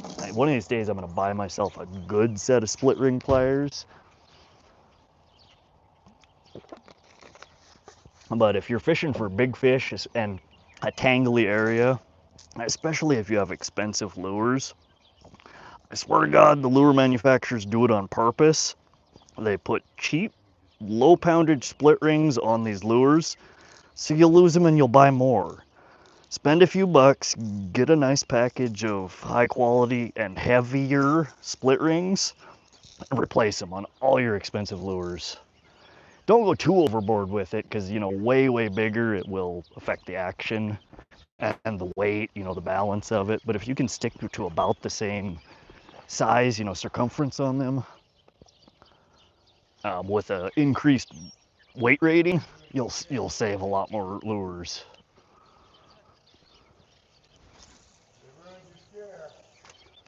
Oof, this lure is way heavier than the last one. I just launched that. I gotta be careful not to hit the bridge with that. Are you using a light rod or a medium rod? Unless I'm fishing for catfish or tiger muskie, I fish this same rod. I've got like 8 of them. It's an ugly stick carbon fiber, medium light, fast action rod. Super light, you feel everything on it. And I match it with the Piscifun Carbon X 1000 or 2000 series. And it weighs almost nothing. You can throw shit on it all day long. Like my musky rods, my catfish rods, after a few hours of tossing, you know, lures in the water, my wrist starts hurting. You're a young dude, you don't feel it yet. As you get older, man, every repetition starts to add up. And by the end of the day, I mean, my wrist just aches. And with Sorry these, to ask you, but you got an extra steel leader? yeah, I do. Yeah, I'll grab you one. Sorry. Oh, it's all good. They're right in my backpack. It'll take me 30 seconds to grab it for you. Howdy from Oklahoma. Hey there, Rob and Okie. Rob the Okie Hillybilly. Welcome from Oklahoma. You're I think the second or third person that's been in my live today from Oklahoma. Which is weird because I don't think I've had anybody from Montana. What's your YouTube channel? At Wanna See My Rod. Okay.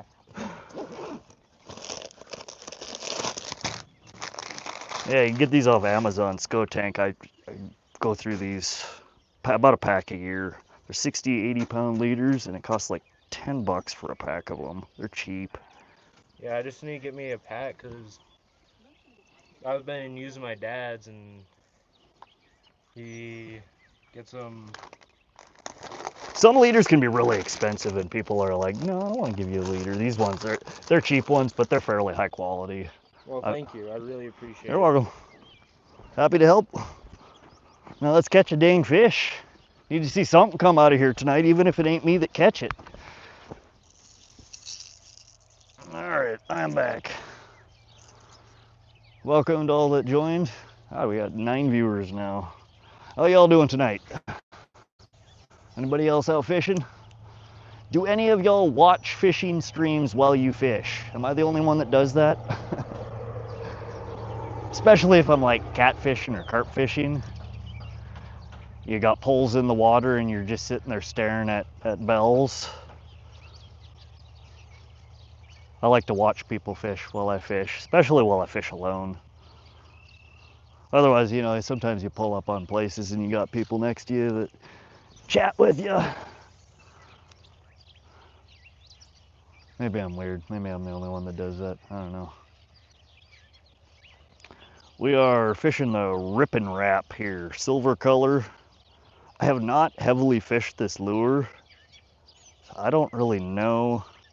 I haven't come up with a good retrieve on it yet. I tend to fish everything like I do my crankbaits, which I know is not. There we go. There's that log I've been. Ooh, that's a nice piece of driftwood. I have hooked into this thing half a dozen times tonight. She's been down there for a while. Chunky. Yeah, anybody fish Rip and Wrap? Do you do a slow retrieve on it, a jerk, a lift and settle? I mean, it's got a rattle in it, so I assume an erratic jerk on it is appropriate. least that's what she said, right? Well, we got 2 more people that pulled up and that are fishing in my spot down there. I like that spot. I haven't caught as many fish down under the bridge and downstream from the bridge, but I've caught bigger fish down there. It's just, you can't see it. Well, you can kind of see it. Let me show this to you. There's underneath the bridge, if you look, there's a high tension, a power line that runs really low to the water, and it goes all the way across, and it's like 20 feet on the other side of the bridge. And right behind those 2 piers are probably about $80 worth of my lures hanging on the line. Every couple of times I come down here, I end up snagging one up there. Every once in a while, though, I'll snag the pile and yank a couple back down, so it's kind of a give and take relationship. There's another spot that I fish that I do that too. There's a spot, what is it? Northeast of Great Falls called Maroney Dam, and right below the dam there's a high tension wire that runs all the way across, spans the Missouri, and that thing, it looks like 100 years of Christmas happened, came and went. There's so much line, so many lures, and every once in a while you'll snag into it and rip a big chunk of it down. It's honestly like Christmas. You get to tear through the nest and see what kind of treasures you pulled down. Most of it's been baking out in the sun so long, though, it's not really useful. That's always funny, though. It is. I don't know why it's so dang low. Like, I don't know if it's, I don't think it's a municipal power line. I think whoever owns the property over there, it's like a farmer, and they have run their own power line across. I don't know, maybe I'm wrong, but it is incredibly low, and I have no idea why they would put a power line so low. But that's why I try not to fish down that direction a lot. Even though I have caught bigger fish down there, I hate tying up on that thing. And the whole time you're casting down there, it's like doing frickin' geometry of what angle you can cast at and how hard that you can get right under it but not snag it, because there's a hole right on the other side of it. It's like flat, flat, flat, and there's just a dip, a big puddle on the other side.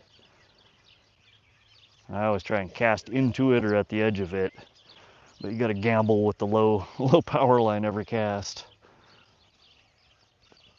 That, and I've broken a handful of lures smacking them off the dang concrete over there, you misjudge. And murder your lure.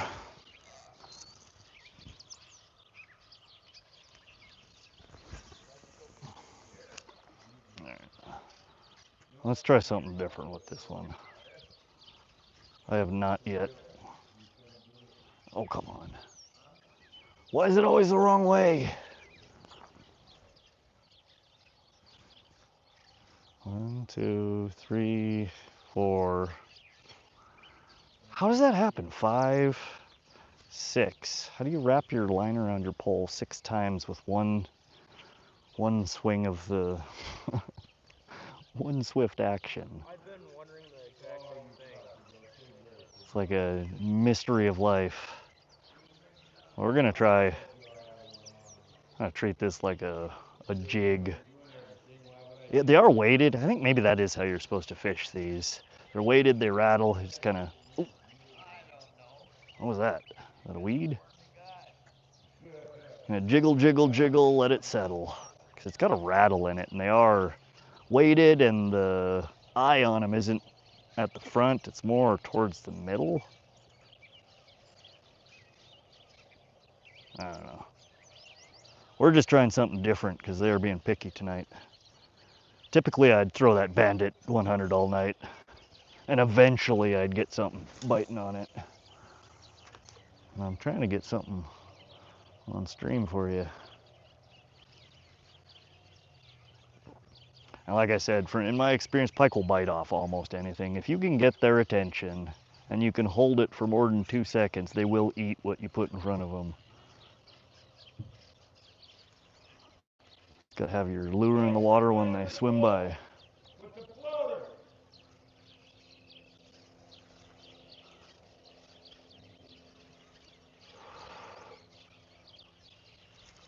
Ooh, these skeeters are getting bad. I'm gonna have to go snag my bug spray out of my backpack.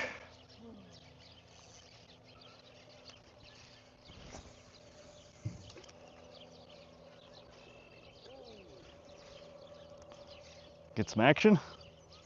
Or is it something that jumped?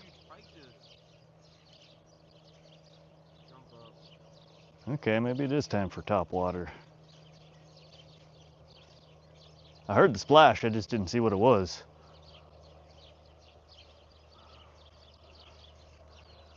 How's everybody doing tonight? How many people are chatting? I see y'all sitting there watching now. That's alright, you don't have to say anything. We're still trying to catch a pike. We started with the crankbait, threw that for a while, they weren't having it. We switched over to a chatterbait. Had a few hits on that actually, nothing that I landed, but they were striking at it and then they stopped. Now we've switched over to a Rapala Rip and Wrap. The water that we're fishing in here is super chocolate milky right now. There's no visibility. And it's low light. So I don't think they're seeing much of anything. You gotta get their attention with disturbing the water or rattling or something. Sandy Toes, give me your number. What? Come on, fish, take the hook. Nice try, Danny. Hey, what is this? You're trying to hook up with somebody in my chat? That's a different kind of fishing, bro.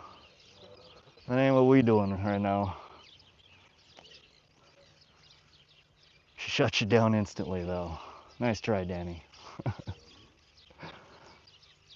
Better luck next time.